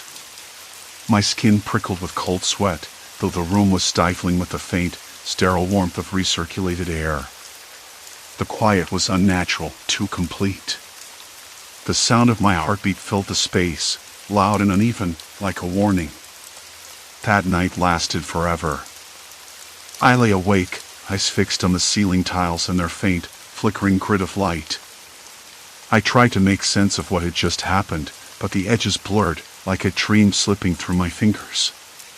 The voice, so calm, so certain, had promised it was easier to come out. Easier for whom? Not me. I wasn't ready. Maybe I never would be. Morning came with a dull ache in my chest. The nurse's footsteps echoed outside the door before she knocked softly and poked her head in. "Morning. Breakfast's here." Her smile was routine, automatic, like she knew nothing of the night's terror. I nodded, trying to steady my voice. "Can I ask you something?" She paused, brow furrowed. "Sure." I swallowed. "Has anyone ever disappeared here? Without explanation?" Her eyes flicked away, a flicker of something I couldn't place. Fear? Guilt? Disappear? "No, not like that," she said quickly. "People get transferred, discharged, or sometimes, unfortunately, pass away. But no one just vanishes." I didn't press. I wanted to believe her. I had to. Later, when the ward grew quieter, I pulled the hospital's computer terminal toward me. The interface was clunky, but I navigated with a growing urgency. I searched my own records again. The dates shifted back and forth, as if someone was playing with time itself. My procedure listed twice on different days, my test results rewritten, missing appointments added in. I took screenshots with my phone, fingers shaking. The more I uncovered, the more I understood. This place wasn't just a hospital. It was a machine designed to erase, to rewrite, to bury people without a trace. Not through violence or force, but by crushing them under layers of bureaucracy and silence. I thought of the whispered conversations I'd overheard in the hallways. The hushed names, the vague references to cases and files closed. Each one a ghost story told by nurses and doctors who refused to look me in the eye. They were warnings disguised as gossip. I tried to leave that day. Just walk out. But the hall seemed to stretch endlessly, corridors folding back on themselves, signs pointing nowhere. The receptionist asked for my discharge papers. I showed her the printed form from the day before. She shook her head. No record of that. Panic rose like bile in my throat. I was trapped inside a system that denied my existence. I didn't sleep again until the third night. Exhaustion lapped around me, dulling the edges of my fear. But the whispers never stopped. Voices slipped through the walls, fragments of conversation about protocol and containment. I realized then, the hospital wasn't erasing only patients. It was erasing memories, truths, anyone who threatened the delicate facade. When I finally got out, it wasn't heroic or dramatic. No frantic escape or desperate fight. It was a quiet, bureaucratic surrender. A late-night conversation with a doctor who, after hours of pleading, admitted the truth in a voice that cracked with fatigue and fear. "They don't want to be stopped," she said, eyes darting toward the door. "People who ask too many questions disappear from the records, from the system. It's not official, but it's real." I left with my papers finally signed, my face in their system as a discharged patient. But I knew the truth was buried beneath layers of lies, waiting for the next person to stumble upon it. Now, weeks later, I still wake up sweating, heart pounding, haunted by the sterile smell and the flicker of fluorescent lights. The hospital is out there, operating as usual. People come in, people go out. But some vanish. And no one notices. I carry the weight of knowing. It changes everything. I can't unsee the way the walls shift, the way the records twist. I've become a cautionary tale, a ghost in the machine, a reminder that sometimes the greatest horror isn't what you see, it's what's erased. Days blur into nights, the boundary dissolving under the strain of memories that refuse to fade. I find myself retracing steps I never wanted to take, wandering the corridors in my mind, hearing whispered conversations that don't exist, seeing faces that should be gone. The hospital's pulse beats on, indifferent and unyielding, a machine that swallows stories whole. I try to reach out, to warn someone, anyone, colleagues, friends, but the words catch in my throat. Who would believe me? A shadow with a fractured narrative, speaking of distortions no one else perceives. The isolation tightens around me like a noose, but even in the silence, I am not free. The knowledge claws at the edges of my sanity, a constant reminder that beneath the veneer of care and recovery lies a void, ravenous and unrepentant. Sometimes, in the quiet moments before dawn, I imagine the walls could speak, could confess the secrets they hide. But they remain steadfast, silent sentinels guarding an invisible abyss. And so I walk on, trapped between reality and nightmare, a reluctant witness to an unending erasure. Story 6, Shifting Room, Trapped Between Realities. I woke to the same faint hum that always lingered in the background of my apartment, some ancient, unfixable appliance, maybe the fridge or the heater. I blinked hard against the dull glow of the streetlight filtering through the threadbare curtains. The room was familiar. My bed, a crooked line of clothes I tossed there yesterday, the cheap bookshelf sagging under the weight of paperback novels and old notebooks. But the angle felt wrong. The way the dresser leaned into the corner, it wasn't quite where I'd left it. Like the room, with its faint smell of dust and decay, had shifted while I wasn't looking, like gravity had briefly forgotten its rules. I sat up slowly, the scratchy sheets rough against my skin. There was a chill in the air, nothing extreme, just enough to raise goosebumps along my arms. Normally, I'd pull the blanket tighter, reach for my phone to check the time. But the phone wasn't on the nightstand where I always left it.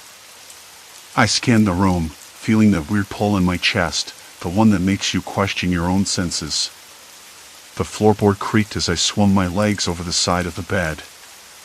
I padded barefoot across the uneven rug, the fibers prickling beneath my toes.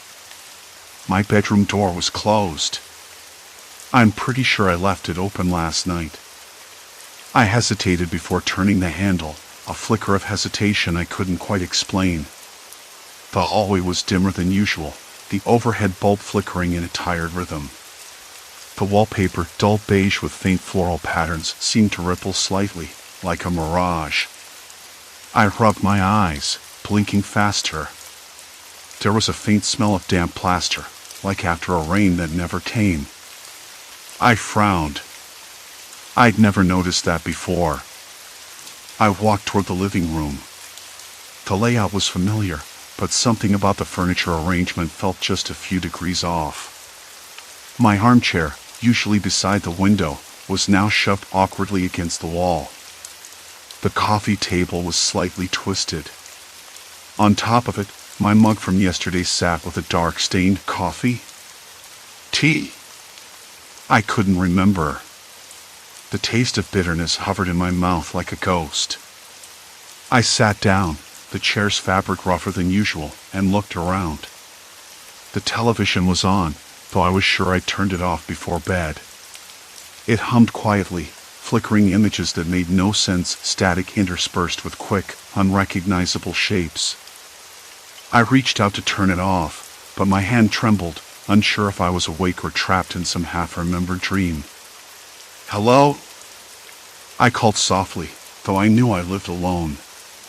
No response, just a faint buzz and occasional pop from the speakers. A sudden movement caught my eye, a shadow slipping behind the curtains. I froze, heart skipping. But when I leaned forward, there was nothing. The window was closed tight, rain still absent, the glass cool to the touch despite the chill. I rubbed my forehead. Maybe I'd sleepwalked again. It wasn't unusual. The doctor said stress and irregular sleep patterns could do that. But this felt different. More substantial. Like I hadn't just wandered through the apartment, I'd stepped somewhere else entirely. I ran my fingers over the surface of the coffee table. Rough wood, chipped at the edges. The mug stain was fresh. How long had it been sitting there? Why didn't I remember making coffee last night? The faint sound of a dog barking drifted in from outside. It was distant, muffled by the thick walls, but it pulled me out of the spiral of confusion. I stood and walked to the kitchen, noting the slight delay in my movements, like my body was relearning its own geography. The fridge was closed, humming steadily. I opened it. Inside, the contents were mostly as I'd left them: milk, some leftover pasta, a half-empty bottle of orange juice. But the carton of eggs was cracked open, two missing. I frowned. I didn't recall cooking breakfast last night, or anything that would use eggs. I closed the fridge and leaned against the counter. The fluorescent light overhead flickered again, casting long shadows that stretched and shrank like living things. I wanted to shake this weird feeling, the itch crawling beneath my skin, but the unease settled deeper, like an uninvited guest who refused to leave. I checked my phone. No notifications, no missed calls, no messages. Just the time, 3:14 a.m. odd, I thought. I usually woke up later on weekends. I pulled open my laptop, hoping to distract myself. The screen lit up, but the desktop was cluttered with files I didn't recognize. Folders named things like unsent, drafts, old plans. I tapped one open. Inside was a document titled simply Decisions. The first line read, "Choose wisely." I blinked, leaning back. That wasn't my handwriting, not exactly. I couldn't remember creating any of this. A sudden tightness gripped my chest, and my hands trembled as I closed the laptop. A soft creak echoed from the hallway. The door at the far end of the apartment, the one to the storage closet, was slightly ajar. It never was. I moved toward it cautiously, the floor cold beneath my bare feet. The smell of damp plaster grew stronger, mixed now with something metallic and faintly sour. I peered inside. The closet was dark, but the faint streetlight outside spilled through a crack in the curtains, casting long stripes across the cluttered shelves. Boxes, old shoes, forgotten souvenirs. Nothing unusual. Still, the door swung a little wider on its own, creaking again. I stepped back, heart pounding harder now. The apartment was mine, but it didn't feel like home. Not right now. I muttered, okay, just a dream. But my voice sounded hollow, even to my own ears. I went back to my bedroom and lay down, pulling the covers up to my chin. The hum in the background persisted, steady and unyielding. Outside, the dog barked again, a long, lonely sound that seemed to stretch across the night. Sleep came slowly, reluctantly. And when it did, I didn't wake up in my bed. The morning light was weak, spilling in through the threadbare curtains like a reluctant visitor. I glanced around the room. The lamp on the nightstand flickered, its bulb buzzing faintly, threatening to die. The clock's hands were frozen at 3:27 a.m. The same time I'd woken before, but this time it wasn't just a bad dream. Something was rotten in the way the shadows stretched unevenly across the walls. Maybe it was the angle of the dim light that cast long, dancing shadows, or maybe something in me was starting to unravel. Coffee. I needed coffee. I shuffled to the kitchen, the floorboards creaking underfoot. The bitter smell of burnt toast hung faintly in the air, though I hadn't touched the toaster in days. My apartment, my life, felt invaded not by ghosts or monsters, but by something subtler.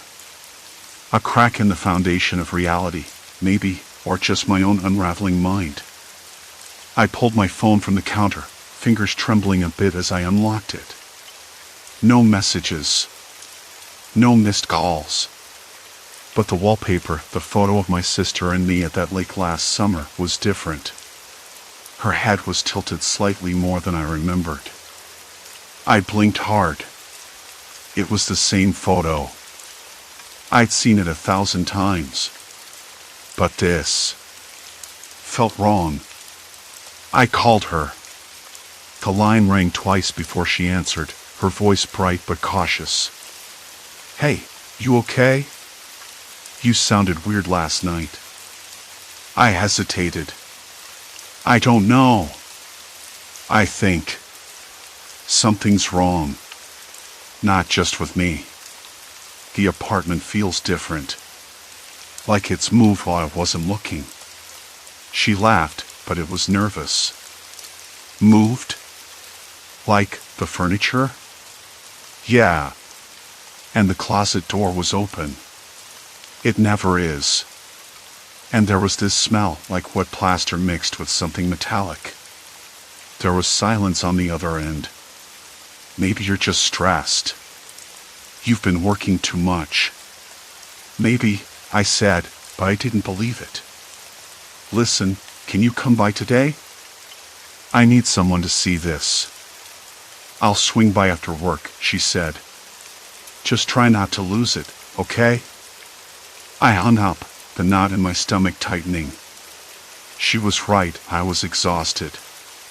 But exhaustion didn't explain the subtle shifts I was noticing.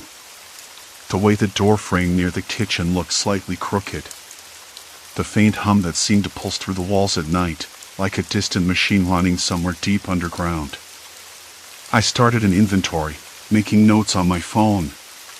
Furniture positions, Objects on shelves, the placement of pictures, anything that didn't sit right. It was a small ritual, but it grounded me. I circled the apartment 3 times, comparing each detail, cataloging the discrepancies. The bookshelf now leaned to the left, though I was sure it had stood straight yesterday. The kitchen clock ticked backwards for a moment before correcting itself when I looked again. The smell lingered, stronger by the window where the old radiator sat, cold to the touch though the room wasn't chilly. By afternoon, my sister arrived, her eyes scanning the space like she was stepping into someone else's house. We moved through the rooms together, her presence a tether to reality. "Okay," she said, stopping in front of the closet. "Show me this door." I pushed it open. The shelves were cluttered, just as I remembered, but behind a box, a folded piece of paper caught my eye. I pulled it out, unfolding it carefully. It was a note, written in my handwriting, but the words made no sense. "Look at this," I said, voice low. "I don't remember writing it." She leaned in, reading aloud, "Don't trust the walls. They listen." Her brow furrowed. "That's unsettling. Are you sure this isn't a joke?" "No. I swear, I'd remember writing something like this." The note was damp on one edge, the ink smudged. The smell was stronger now, that sour metallic tang curling around my nostrils. I glanced toward the radiator again. Something wasn't right. Later, as dusk slipped in, we sat at the kitchen table, the apartment quiet except for the occasional creak of settling wood and the distant hum of traffic outside. The note sat between us, a silent accusation. "I don't get it," she said. "What could the walls listen even mean? Are you sure you're not just imagining things?" I shook my head. "No. Last night I woke up somewhere else. Not here. But here. Like a parallel version of this place. I know it sounds crazy. But the shifts, the smells, the note, it all points to something." She looked at me, eyes searching. "Do you want to see someone? A doctor?" "I'm fine," I said quickly, though my voice lacked conviction. "I just need to figure this out." That night, I set up my phone to record the apartment's sounds. If the hum was real, maybe I could catch it. Maybe I could understand it. I placed the device near the radiator, where the smell was strongest, and left it running. Sleep came again, hesitant and shallow. When I woke, the apartment was colder. The floor felt rougher beneath my feet, the air drier. The closet door was wide open. The note was gone. I checked the recording. Static. Moments of silence. Then a faint whisper, almost too soft to catch. I played it over, slowing the playback. The whisper wasn't a voice. It was words. Names. Mine.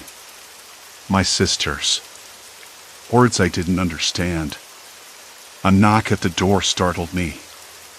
My sister's voice, faint and urgent. "We need to talk. Now." I opened it to find her pale, eyes wide. "I found something. In your mail. It's weird."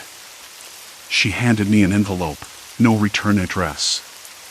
Inside, a folded newspaper clipping, yellowed at the edges. The headline caught my eye, "Unexplained Disappearances Near Old Mill District." The article detailed people vanishing without trace, their last sightings near the abandoned industrial area not far from my building. "They say the buildings shift," she said, voice trembling. "Like the area rearranges itself."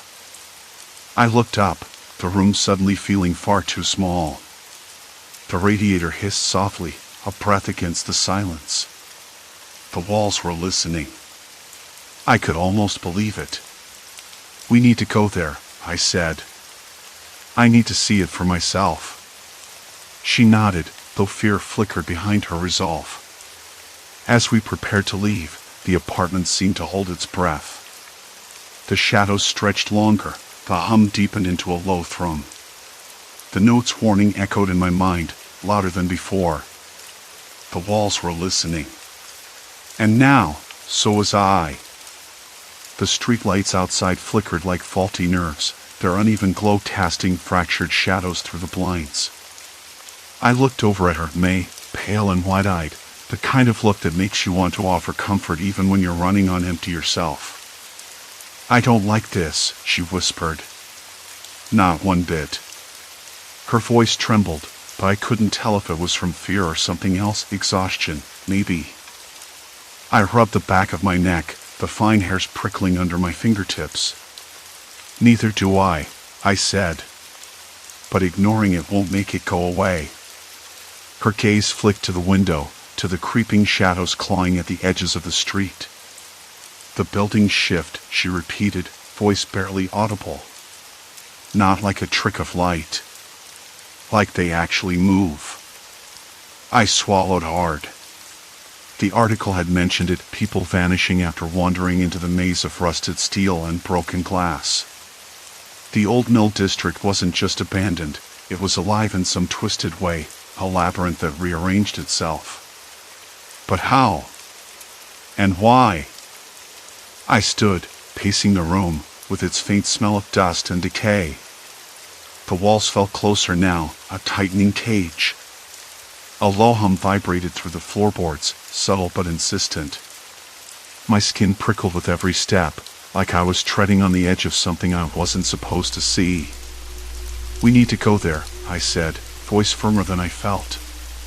Tonight. May nodded, but the hesitation was there, buried deep beneath her resolve. If we do this, there's no turning back. I didn't answer. Couldn't. The thought of slipping into one of those parallel versions again, of waking somewhere wrong, somewhere that wasn't safe, clawed at my insides. But staying meant surrendering to the unknown, to the creeping void swallowing pieces of my life, my mind. The night stretched thin as we gathered what we needed, flashlights, a map of the district from an old library archive May had dug up, a notebook scribbled with every detail I could remember from my sleepwalking episodes. The air smelled like damp concrete and rust, the scent lingering on the edges of the open window. Outside, a dog barked somewhere, distant and lonely. I locked the apartment door behind us, the click echoing like a small but final punctuation. The city's hum was muted here, distant now, swallowed by the darkness that pulled between the buildings. The old mill district rose before us, monuments to decay and forgotten industry, skeletal frameworks silhouetted against the night sky. We stepped into the shadows. The ground beneath was uneven, littered with broken bricks and shards of glass that glittered under our flashlights. The air was thick with something metallic, a faint tang of iron that made my nostrils flare. Every step crunched sharply, the sound swallowed by an oppressive silence that pressed in from all sides. Look, May whispered, pointing toward a narrow alleyway framed by rusted girders. The map says there should be an entrance here. I nodded, stepping forward. The beam of my flashlight sliced through the darkness, landing on graffiti scrawled in hurried, looping letters, "Don't trust the shadows." My throat tightened. We moved deeper, the maze folding around us like a living thing. The walls seemed closer now, the angles too sharp, the corridors too long and narrow for any normal building. It was as if the district grew and shrank with every heartbeat, one moment a straight path, the next a confusing twist that led us back where we started. That's impossible, I muttered. We just came from there. May's breath was shallow. It's the buildings. There. Changing. A faint sound caught my attention, a shuffling, like footsteps just beyond the edge of the light. I froze, heart hammering so loud I was sure whoever or whatever was out there could hear it. Did you hear that? I whispered. She nodded, eyes wide. Yeah, someone's here. We pressed forward, the beam of our flashlights bouncing off cracked walls and puddles of stagnant water. The smell shifted, a sour mix of rot and something else, sweat, fear. I could taste the metallic tang on my tongue, sharp and bitter. Suddenly, the path opened into a courtyard, rusted machinery looming like dead giants against the night sky. But something was wrong. A door I was certain hadn't been there before stood ajar, darkness spilling from its frame like ink. Should we? May's voice faltered. I swallowed the lump in my throat. We have to. The air inside was colder, thick with dust and the faint scent of mold. My footsteps echoed too loudly, too empty. The walls leaned in at odd angles, impossible geometry that made my head spin. I caught my breath, blinking hard, trying to steady the room. A figure stood at the far end, a man, his face obscured by shadow. I could feel his gaze even before I saw his eyes, sharp and cold. Why are you here? The voice was low, measured. Not angry, but unsettling. I swallowed again, voice tight. We're looking for answers. About the disappearances. He stepped forward, the light catching the lines etched deep into his face. Answers come with a price. What price? May asked, voice barely above a whisper. He smiled, slow and cruel. You've already paid it. By coming here, by choosing to see. There's no going back. The walls seemed to close in, the air thickening like syrup. I realized then the sleepwalking, the shifts in reality, the creeping distortions, they weren't random. I wasn't just wandering through parallel worlds. I was crossing a threshold. Once you step beyond, the line between what's real and what's not blurs until you're trapped in the in-between. Listen, I said, voice shaking but urgent. If you know something, tell us. People are disappearing. We need to stop it. He laughed, a sound without humor. Stop it? You can't stop what's already begun. This place. It's a trap, a snare set long ago. And you, he pointed a finger at me, you triggered it. My hands trembled as the weight of his words sank in. I thought I was losing my mind before, slipping unknowingly between realities. Now I understood. I'd crossed a line, and there was no turning back. Every choice I'd made, every step I'd taken, had pulled me deeper into this tangled web. May reached for my arm, her grip a lifeline. What do we do now? I looked back at the man, then at the twisting corridors behind us. The exit wasn't just a door. It was a promise I wasn't sure I could keep. We keep moving, I said. Because standing still means losing everything. The man's eyes gleamed. Good. Then welcome to the point of no return. The walls whispered around us, alive with secrets. The walls whispered around us, alive with secrets. I could almost hear the faint scrape of old plaster shifting beneath layers of dust. It was like the building itself exhaled, slow and deliberate. My breath caught in my throat as the man's words sunk in, the point of no return. I wanted to argue, to step back, but May's hand on my arm was firm, grounding me. The cold sweat on my palms reminded me that this wasn't a game anymore. Not some twisted nightmare I could blink away. Keep moving, I repeated aloud, as if saying it would make it true. The corridor ahead twisted sharply, the angles impossible, like the space itself was bending against me. The ceiling sloped at an unnatural curve, and the floorboards creaked underfoot, uneven and groaning like old bones. Why us? May whispered, her voice barely more than a breath. Why am I here? The man didn't answer. His eyes, dark and unfathomable, fixed on the shadows ahead. I wanted to ask, wanted to scream, but the urge was swallowed by a heavy silence. Something was wrong. Not just the room or the walls, but the air. It was thicker now, the stale scent of mildew laced with something metallic, faint but unmistakable. Like rust or old blood. My nose wrinkled involuntarily. Then I heard it. A soft, irregular tapping. Not from the walls or the floor.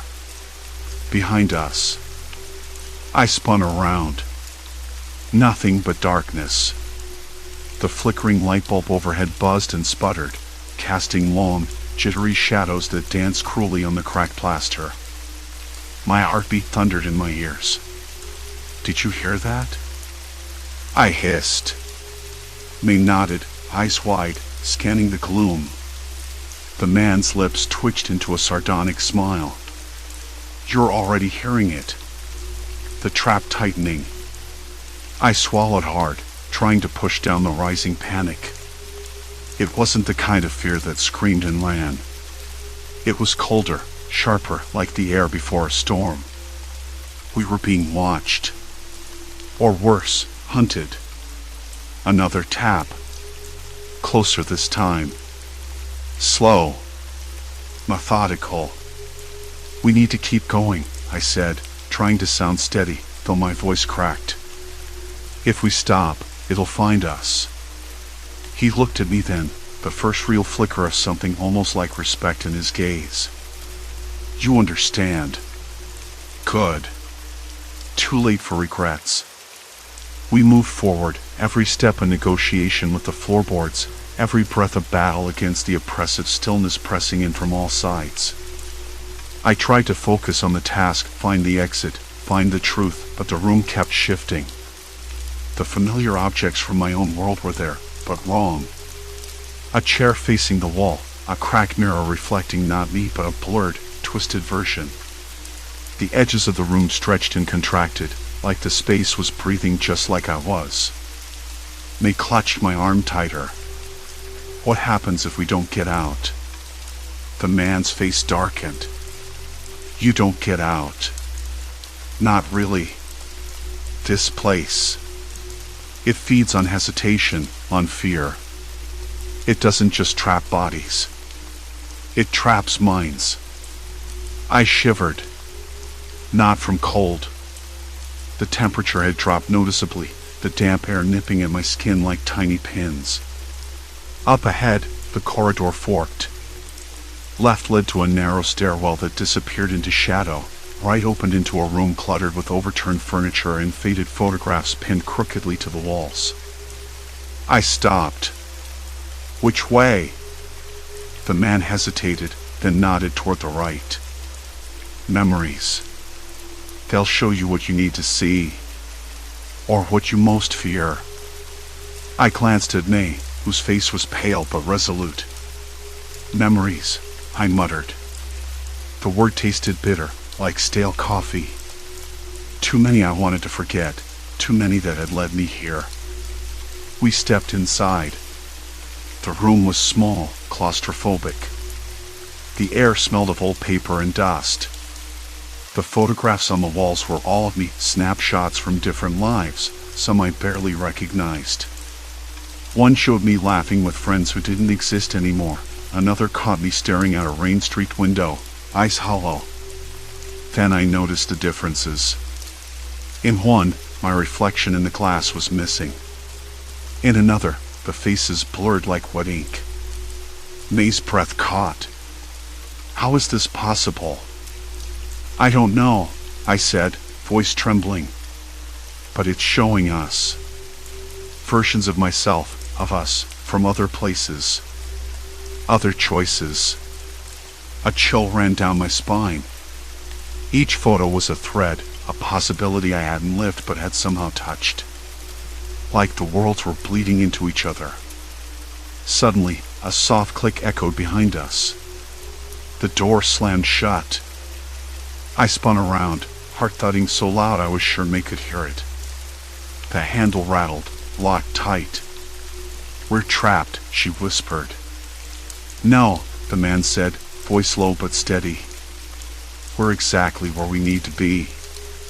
The walls began to close in, or maybe it was just my mind playing tricks again. I pressed my forehead against the cold wood, trying to steady my shaking hands. Then the tapping started again, but this time it was inside the walls, rhythm growing faster. Like a heartbeat. Not ours. I forced myself to breathe, counting slowly. 1, 2, 3. A sound came from the floor, an almost imperceptible creak. Something moved beneath us. Do you hear that? May's voice cracked. I nodded. The floor beneath our feet groaned, shifting like a living thing. The man stepped forward, hand outstretched. Face it. If you want out, you have to accept what's behind the door. The part of you you're most afraid to confront.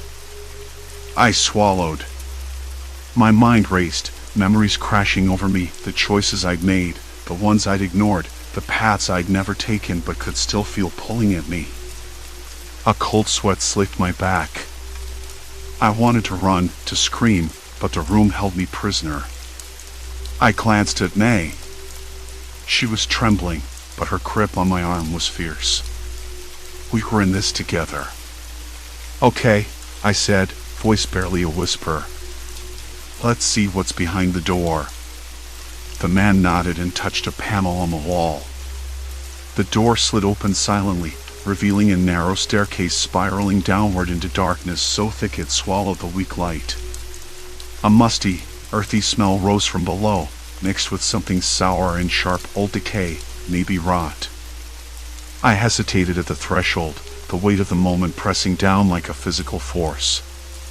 After you, the man said, stepping aside. I looked at May, saw the flicker of fear and resolve in her eyes. We began to descend. The stairs creaked and shifted underfoot, the air growing colder and tighter with every step. My fingers brushed the rough stone wall, damp and slick. The smell grew stronger, something ancient and stale. Halfway down, a sudden noise froze me in place. A scraping, like fingernails on concrete. May gasped, clutching my arm.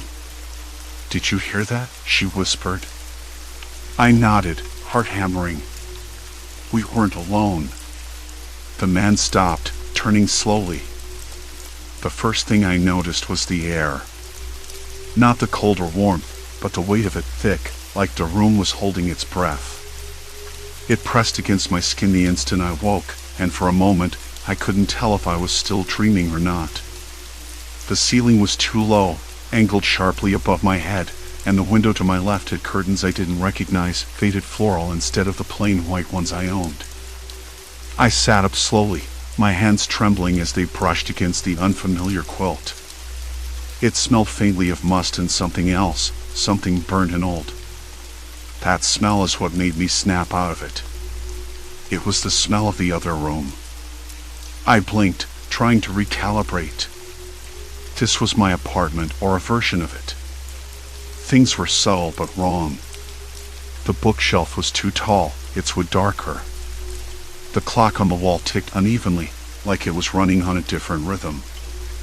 I could hear a faint hum from the kitchen, a rhythmic clinking that didn't belong in my usual quiet mornings. I reached for my phone, but it wasn't on the bedside table. Instead, there was a stack of letters tied with a red ribbon. My hand shook harder as I untied it. The top letter was addressed to me. The handwriting was mine, but the ink was faded, as if it had been written years ago. I read the first few lines out loud, voice cracking.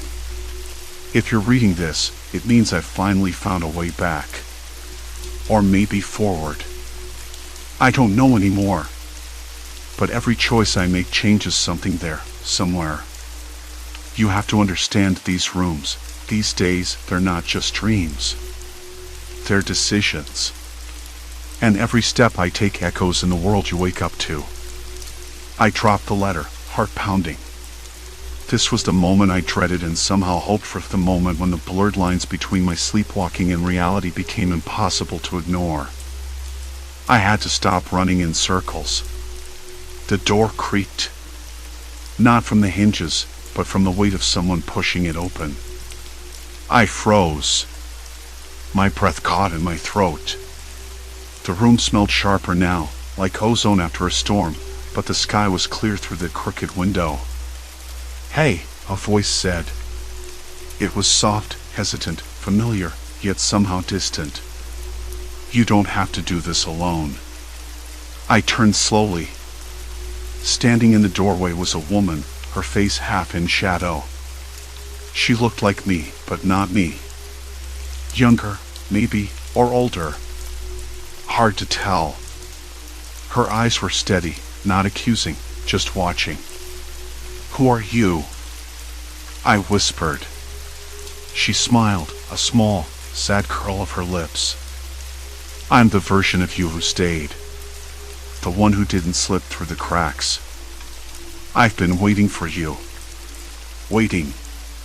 That word floated in the thick air, heavy and impossible to shake off. "I don't understand," I admitted. "Why are you here now?" She stepped forward, the floor creaking beneath her feet. "Because it's time. Time to choose which version of you belongs in this world. Not by accident, but by will." I swallowed, feeling the weight of her gaze as if it could peel back my skin. But what if I don't want to choose? What if I just want to wake up and forget all of this? Her eyes softened. "You can't forget. Not anymore. Every night you slip away, the lines blur, and the damage spreads. You've seen it, the way people change, the way small things unravel. It's because you're not just wandering. You're rewriting." I shivered, pulling the blanket tighter around me. I thought it was just sleepwalking. A trick of the brain. She shook her head. "No trick. It's a fracture. Two realities bleeding into one. And it's up to you to seal it." There was silence then. Complete silence. I could hear the distant barking of a dog, the faint clatter from the apartment above, the hum of a refrigerator. Familiar sounds, but somehow wrong in this room that wasn't mine. "Tell me what to do," I said finally, voice low and steady despite the storm inside. She reached out, touching my hand lightly. Her skin was cool, almost unreal. "First, you have to stop running from the choices ahead. You've been trying to undo things that can't be undone, but the path forward isn't erasing. It's accepting." I closed my eyes and let the warmth of her hand ground me. Accept what? That there isn't one perfect reality. Just different versions of us, each carrying a piece of the truth. You can't control every ripple, but you can decide which ones to ride. A slow realization settled in. I had been so desperate to fix everything, to pin down the right path, that I'd lost sight of the fact that some things were out of my hands. The nights had been a maze, a punishment for trying to control what was never meant to be controlled. "How do I stop slipping?" I asked. "By choosing to stay awake," she said softly. "To face the discomfort, the uncertainty, the messiness of real life. Not the neat, perfect versions you dream of." I looked at her, really looked, and for the first time, I saw someone I could trust. Not a ghost or a figment of my fractured mind, but me, a version of me who had made peace with the chaos. The room began to shift, the walls straightening, the air lightening. The musty smell faded, replaced by the faint scent of coffee and toast, my real morning, my real life. "I'm ready," I said, standing up. My legs were shaky, but my hands steadied as I took a step forward. She smiled again, a real smile, and nodded. "Good. Because the world needs you here." The door closed behind her, soft but certain. I was alone again, but not lost. I could hear the usual creaks of the old building, the distant chatter of neighbors starting their day. The sun filtered through the window, warm and steady.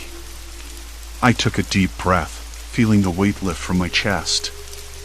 The nights wouldn't be perfect, and maybe the days wouldn't be either. But I had chosen to be present, to live with the fragments instead of running from them. In that moment, I understood. The horror wasn't in the slipping between worlds or the fractured realities. It was in the denial, the refusal to face the consequences of my choices. And now, I was done running. I walked to the kitchen, the floorboards creaking under my feet in a way that felt honest, real. I poured myself a cup of coffee, its bitterness grounding me more than any dream ever could. Outside, a neighbor's dog barked again, sharp and clear. I smiled to myself. It was a sound I wanted to remember. I was home. Finally.